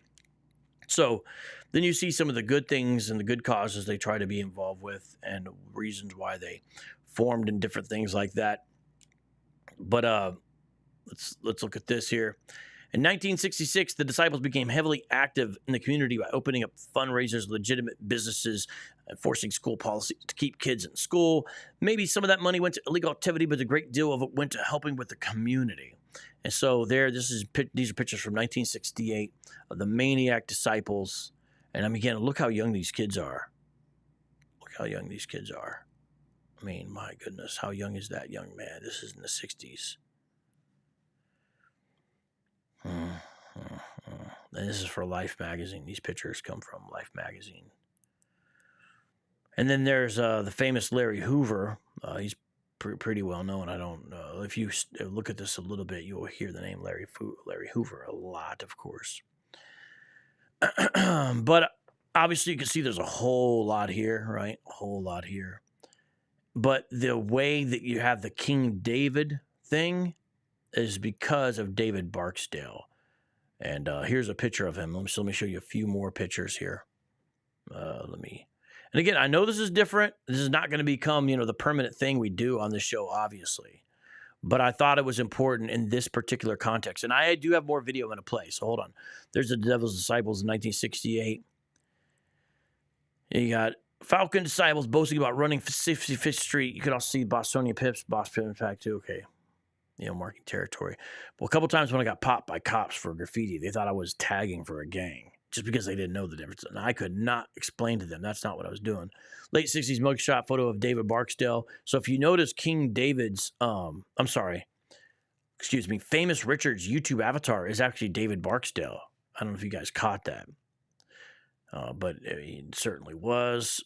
And, Cabrini Green, before it was tore down, there is no Cabrini Green now, but I believe the movie Judgment Night took place there. Late 60s photo of David Barksdale, and I think the original Candyman did too. There's David Barksdale, late 60s. So he's somebody that they even called the King of Kings because he was over so many different groups. And, you know, this is where it gets into stuff that's just not good. And you can understand why people got involved with this. 67 mugshot of David Barksdale taken by the 7th District Police Department located in West Inglewood. You can see why swollen cheeks and swollen lip. He was beaten by Chicago police, which is what happened in this incident, a case of police brutality, likely because Barksdale was a disciple leader and CPT didn't like it. Yeah, you can definitely tell. Okay, so now I think you know a little bit more about that. This includes his death, which, you know, it's all tragic. It's all tragic, and our cities need the gospel, and it's been this way for a long time, and it's obviously all the way back to the 60s. You can see this, but I mean, it's really even before that. I mean, these gangs were started in the 50s. You know, instead of being a judgmental person when you see like this stuff, yes, this is wrong and this is sinful. And yes, this results in great suffering and pain for people. We got to recognize all that, you know. But you also need to have an empathetic heart, Christian, and realize this is part of the Great Commission to go into all the world making disciples of all nations. And, you know, let's use that term loosely. That includes what? That includes folk nation. You understand what I'm saying there? This is something, you know, serious. You need to look at these folks and understand, like, they need Jesus, you know. And here's David Barksdale when he died at the funeral home, 1974. Because, you know, we are going to die, but when you're involved with this stuff, it tends to happen quicker. We got to get out there. This is why urban apologetics is so important, you know, because it relates to this stuff. All right. How you feel about the Shabbat Lubavitch? So I'm back out here. I'm gonna show some video. But there's an example of the Star of David. You see that in the tag? You guys see that Star of David right there? And so you get these examples. There's the pitchfork there as well. And this is, you know, old graph, but it's from the 90s now. These are like more like the kids I knew, how they dressed like that. You know, obviously I'm saying the Columbus version, but look, see that guy's, he's got the Star of David on his shirt as well. You see that? And his shirt says King David. So it's just giving you an idea of this. But, you know, these folks need the Lord. They need the gospel. This is the only life-changing message that's going to fix this.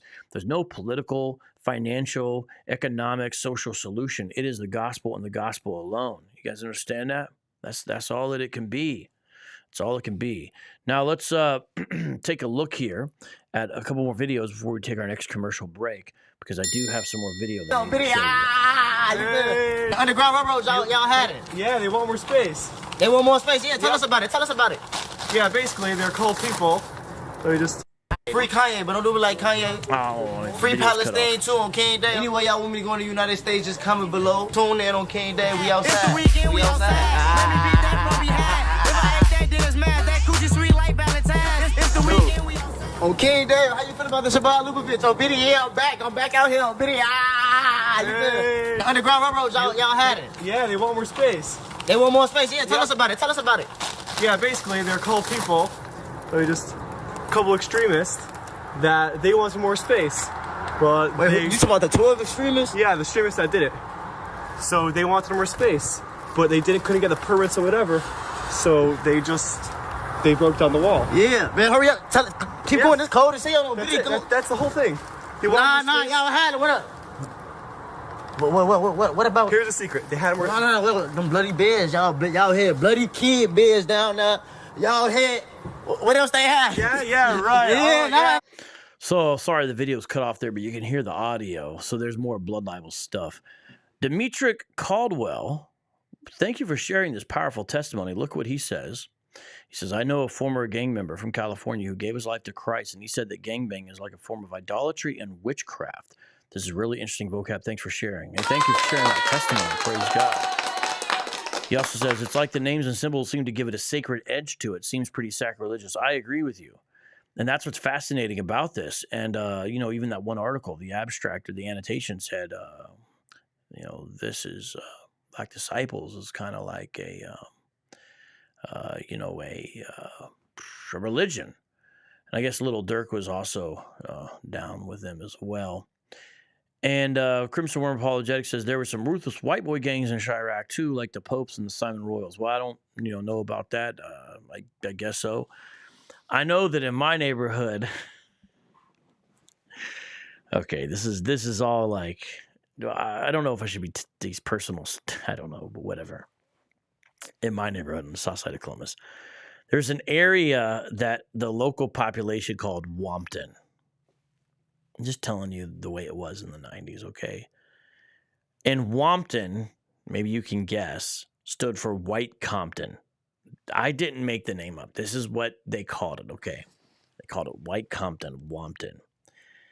And the people that ran Wompton was the FRP, the Fat Rock Posse.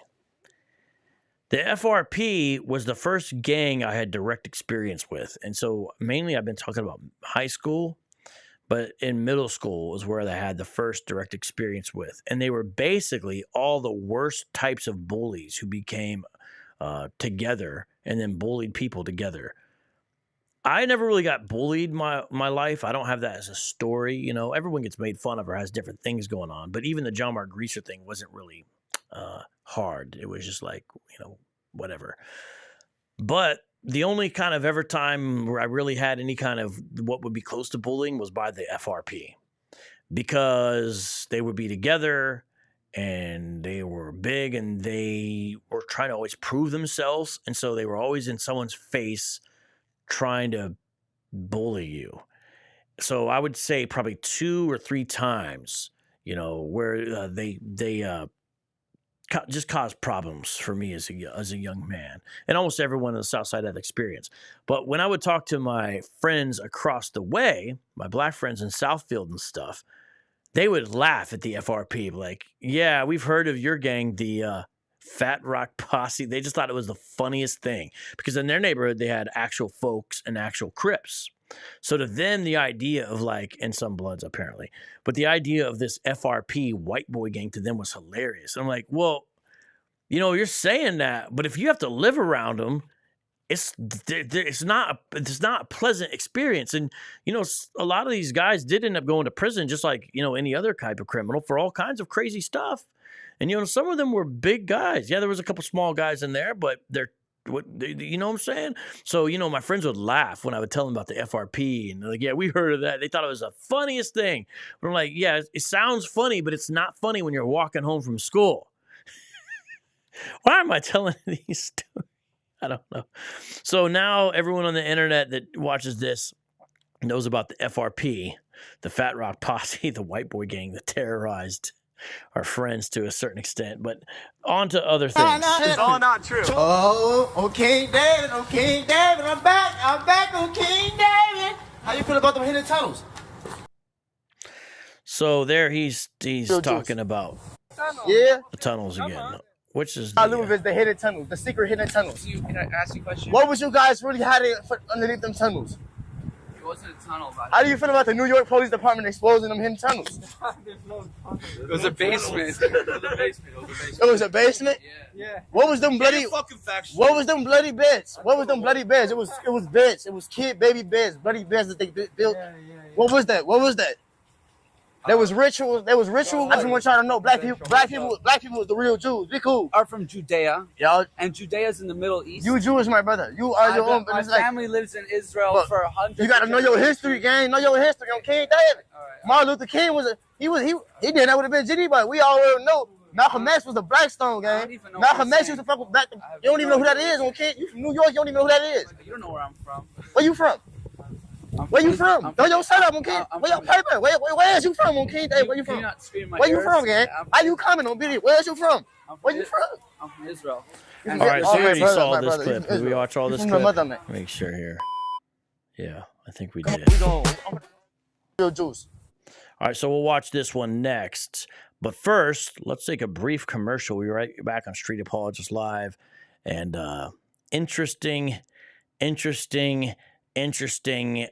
pray for these folks in Jesus' name. Here we come. Just give us a second. How you doing, everybody? Michael Williams from Lighthouse Publishing, Generation Radio. I'll tell you about a book that we just helped print and publish. Barack Obama versus the Black Hebrew Israelites. It's written by one of my friends, Vocab Malone. Vocab has done a great job of going through and presenting almost like an introductory manual to the Black Hebrew Israelite religion, and also giving you some talking points from Scripture. This is a great book for you guys to read. If you guys are not familiar with the Black Hebrew Israelite movement, it's a movement that is sweeping its way through a lot of urban churches, as well as a lot of urban ministries. We are called to, at all costs, to preach the word, defend the gospel by counteracting. Get the book if you're into apologetics. Get the book if you're into defending the gospel, and also if you're involved in any type of urban ministry where you see this going around, get informed about it so that you can really counteract it by having a little bit of knowledge before it, because you can't argue against something that you don't know about. Now, so you definitely want to get this. It's about 140 pages. I admonish you guys to get this book. You can order it at the website listed below. You can also look up Vocab on all of the social media networks.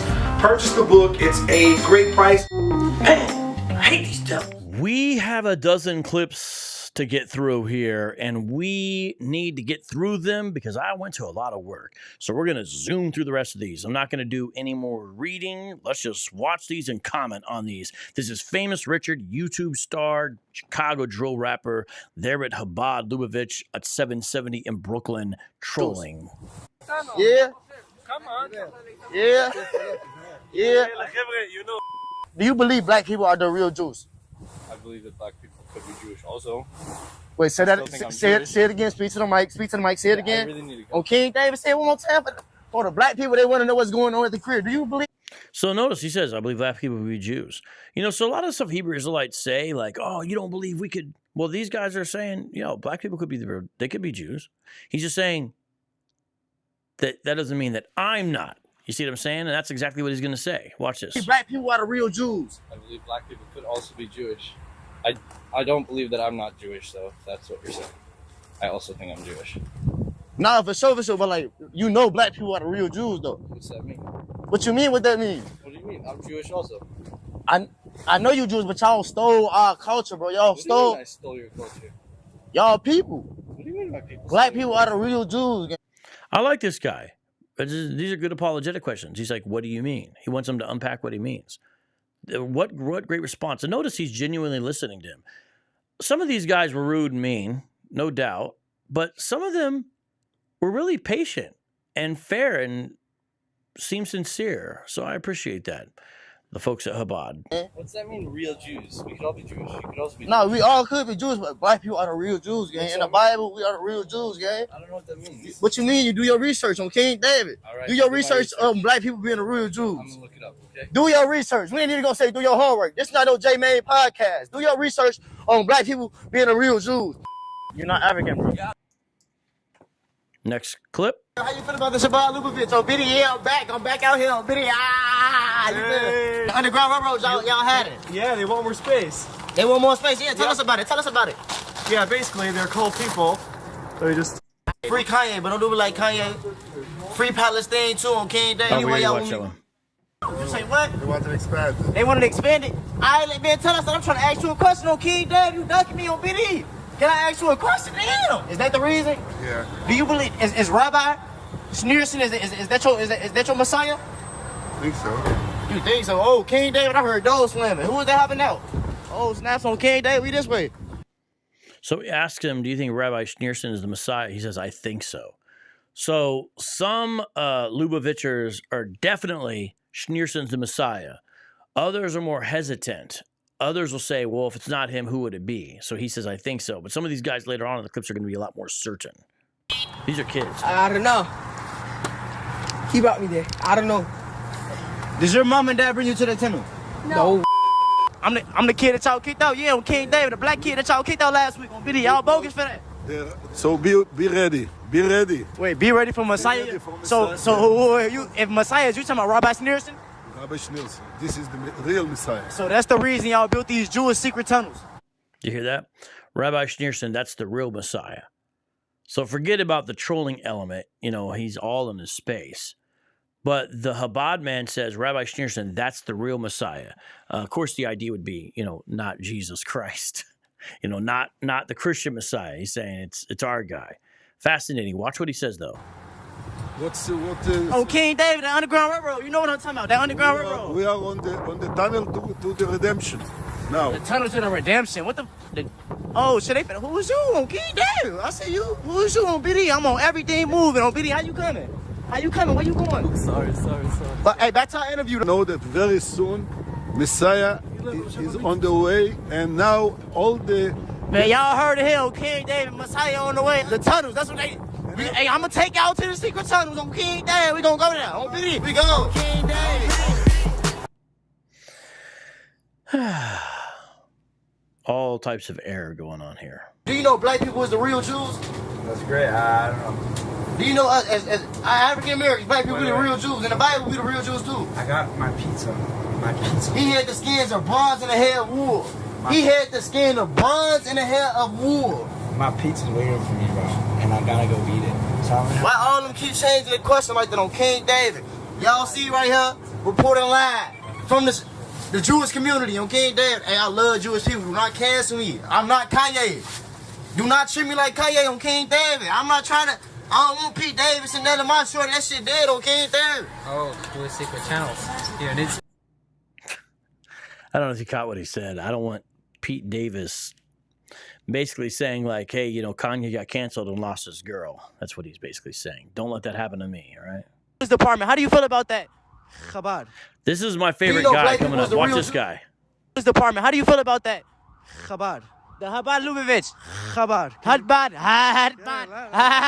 Lubavitch. Chabad. Chabad. How do you feel? Chabad. You're not gonna say nothing about that? Nah, we gotta first say it right. Chabad. Chabad. Chabad, yeah. Chabad. All right, what's your question? How do you feel about New York Police Department? Hey, how long did they walk for him to get the pronunciation right? He's just...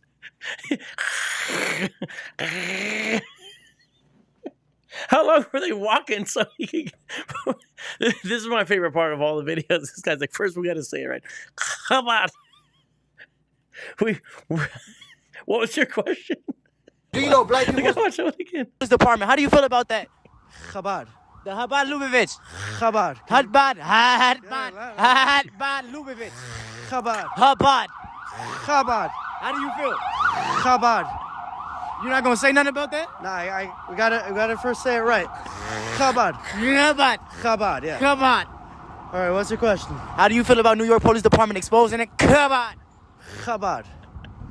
Right now I feel very cold. You feel cold? Right You cold-hearted? You cold-hearted? I'm not cold-hearted. Point me to the Chabad Lubavitch. Chabad. Which way? Chabad? Chabad. On King David, you got your pipe? What? On Biddy, you got your pipe? On King David, you got your pipe? King David. On King David, how do you feel about the New York Police Department exposing you guys, the Jewish people, secret tunnel underneath the Chabad Lubavitch? A group of people. The 700.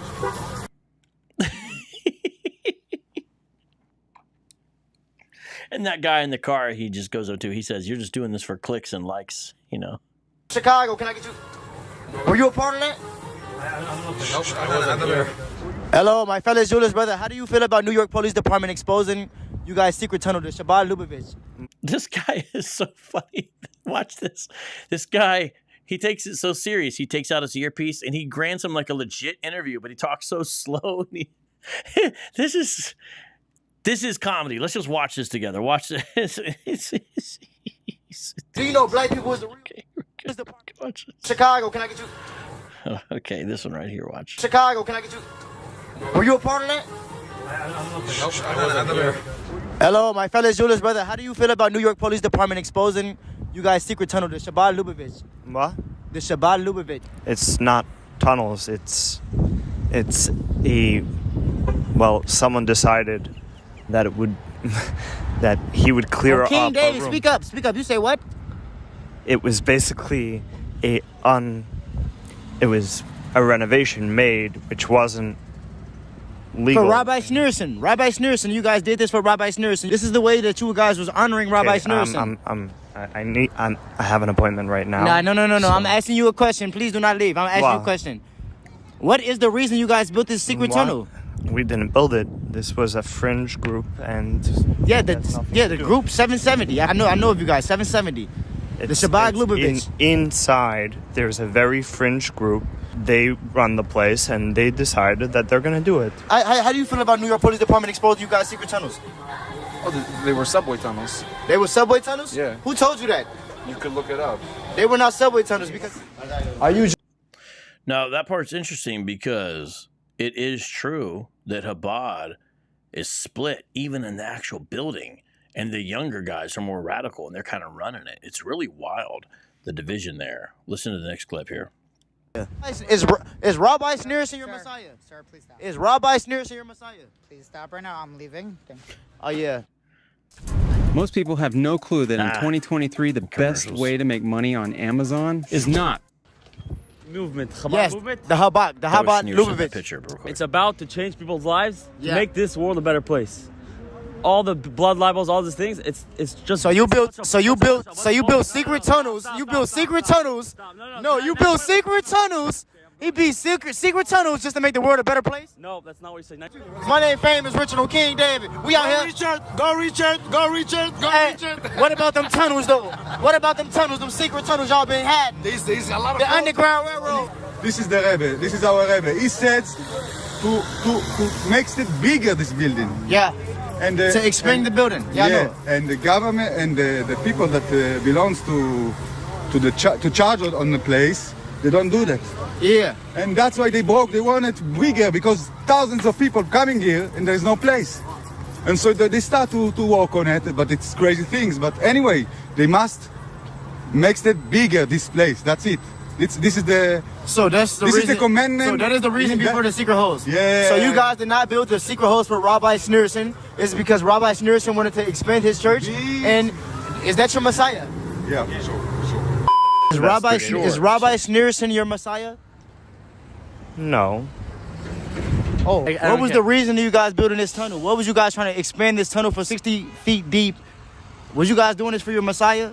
Rabbi Sneerson, because this is what he wanted. Nah, this is what Rabbi Sneerson wanted. I did my research on you guys. I'm a journalist from Chicago. Right. This is. I'll tell you. There's 7 Noahide laws that God commanded for everyone to keep. Yes. Yeah? To believe in God. Believe in God. Not to curse God. Yeah. So basically, he's preaching the gospel in a way that he believes is basically the gospel for Gentiles. So Chabad is big on teaching Gentiles the 7 Noahide laws that are found in Genesis 9. And so he's saying, hey, I see this guy's a Gentile.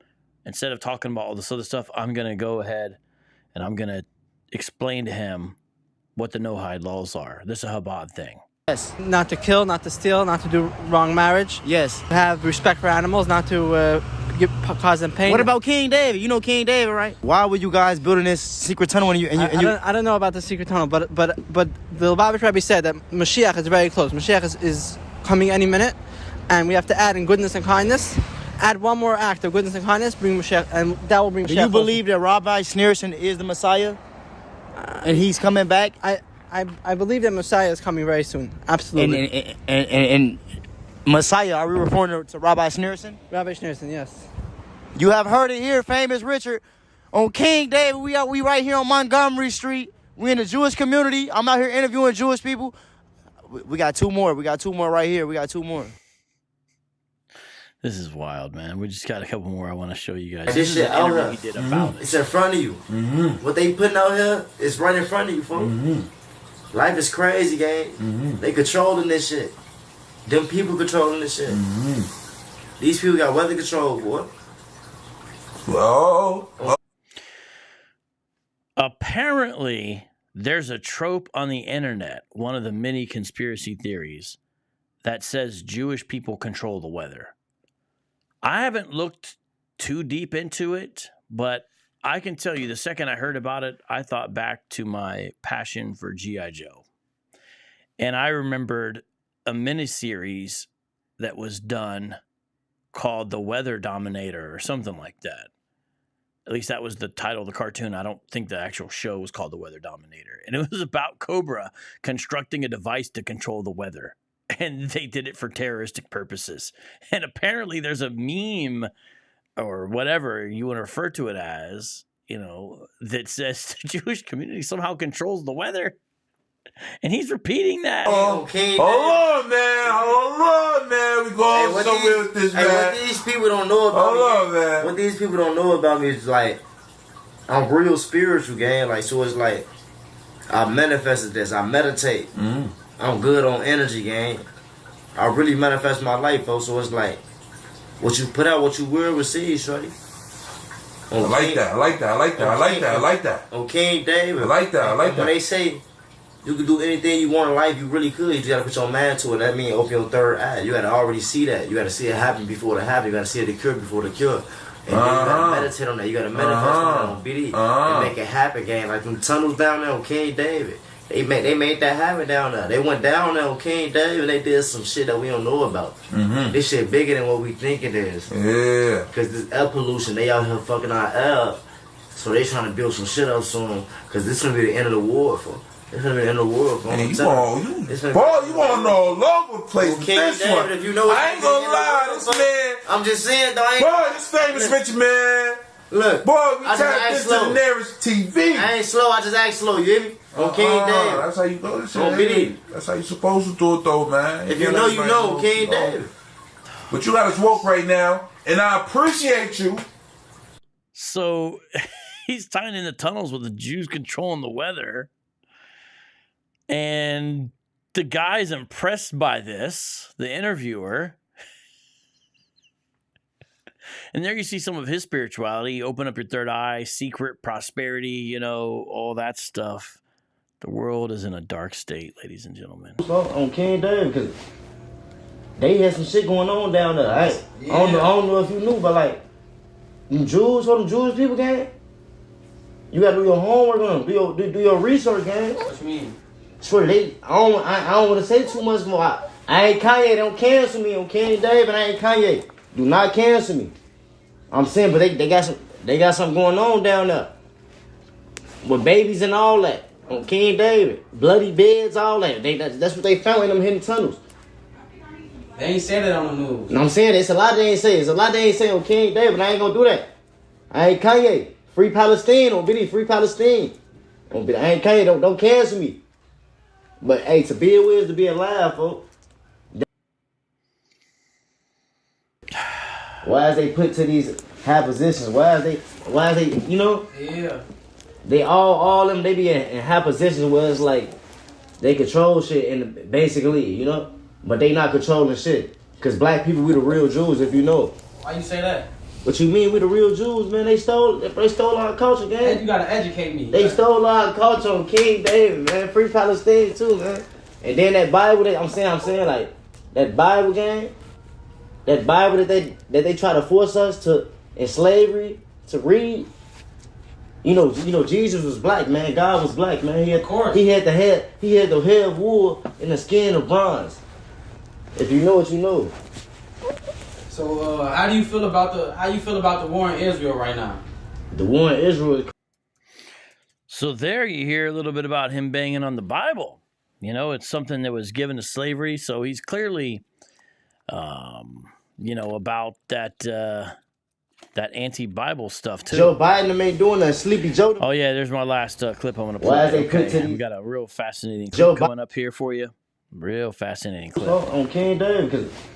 All right, first let me read here something from Romans chapter 6 briefly. And then we have one more clip, and then we're going to end the show. The last clip is actually, you don't want to go anywhere. Don't leave until you see this last clip, because it's fascinating, because he gets into politics, and he has a surprising take on the presidency. But I want to show you something from Romans chapter 6, just that it says real quick about slavery and freedom. All right. Do you not know that when you go on presenting yourselves to someone as slaves for obedience, you are slaves of the one whom you obey, either of sin leading to death or of obedience leading to righteousness? This is Romans 6, verse 16, now on to 17. But thanks be to God that though you were slaves of sin, you obeyed from the heart that pattern of teaching to which you were given over, and being freed from sin, you became slaves of righteousness. Let's bring that up because he talked about the Bible and encouraging slavery and all this kind of stuff. The Bible does talk about a much more important slavery, And what I mean by that is the idea that we were slaves to sin and you now can be made free from that, be made a slave to righteousness through Jesus Christ. And that's what I encourage people to do. And with that, here's the last clip of the show. Why is they put to these high positions? Why? Joe Biden them ain't doing nothing. Sleepy Joe them need to wake their ass. I think America should step in and stop that war. Yeah. It's just Joe Biden them ain't doing nothing. Sleepy Joe them need to wake their ass up. They not doing nothing. We really need Donald Trump back in the office on King David. As you notice, ever since Joe Biden got in the office, it's just been crazy, man. It been crazy. That's if you know politics. Y'all gotta do y'all gotta. I'm saying though, and I ain't even just talking about the money on. Cause Donald Trump on King Day, when he was in the office, everybody had money. Even the motherfuckers was broke, they had money. Everybody had money. I'm just saying. In a war suit, he was making peace, folks. He was going to Russia, all making peace before he got in tour with them. He was making peace, folks. Joe Biden not on that gang on King David. I'm a Democrat, but I ain't gonna lie. I fuck with Donald Trump, gang. There you heard it. Famous Richard is a Trump supporter. See y'all next time on Street Apologist Live. Thanks for watching. God bless y'all.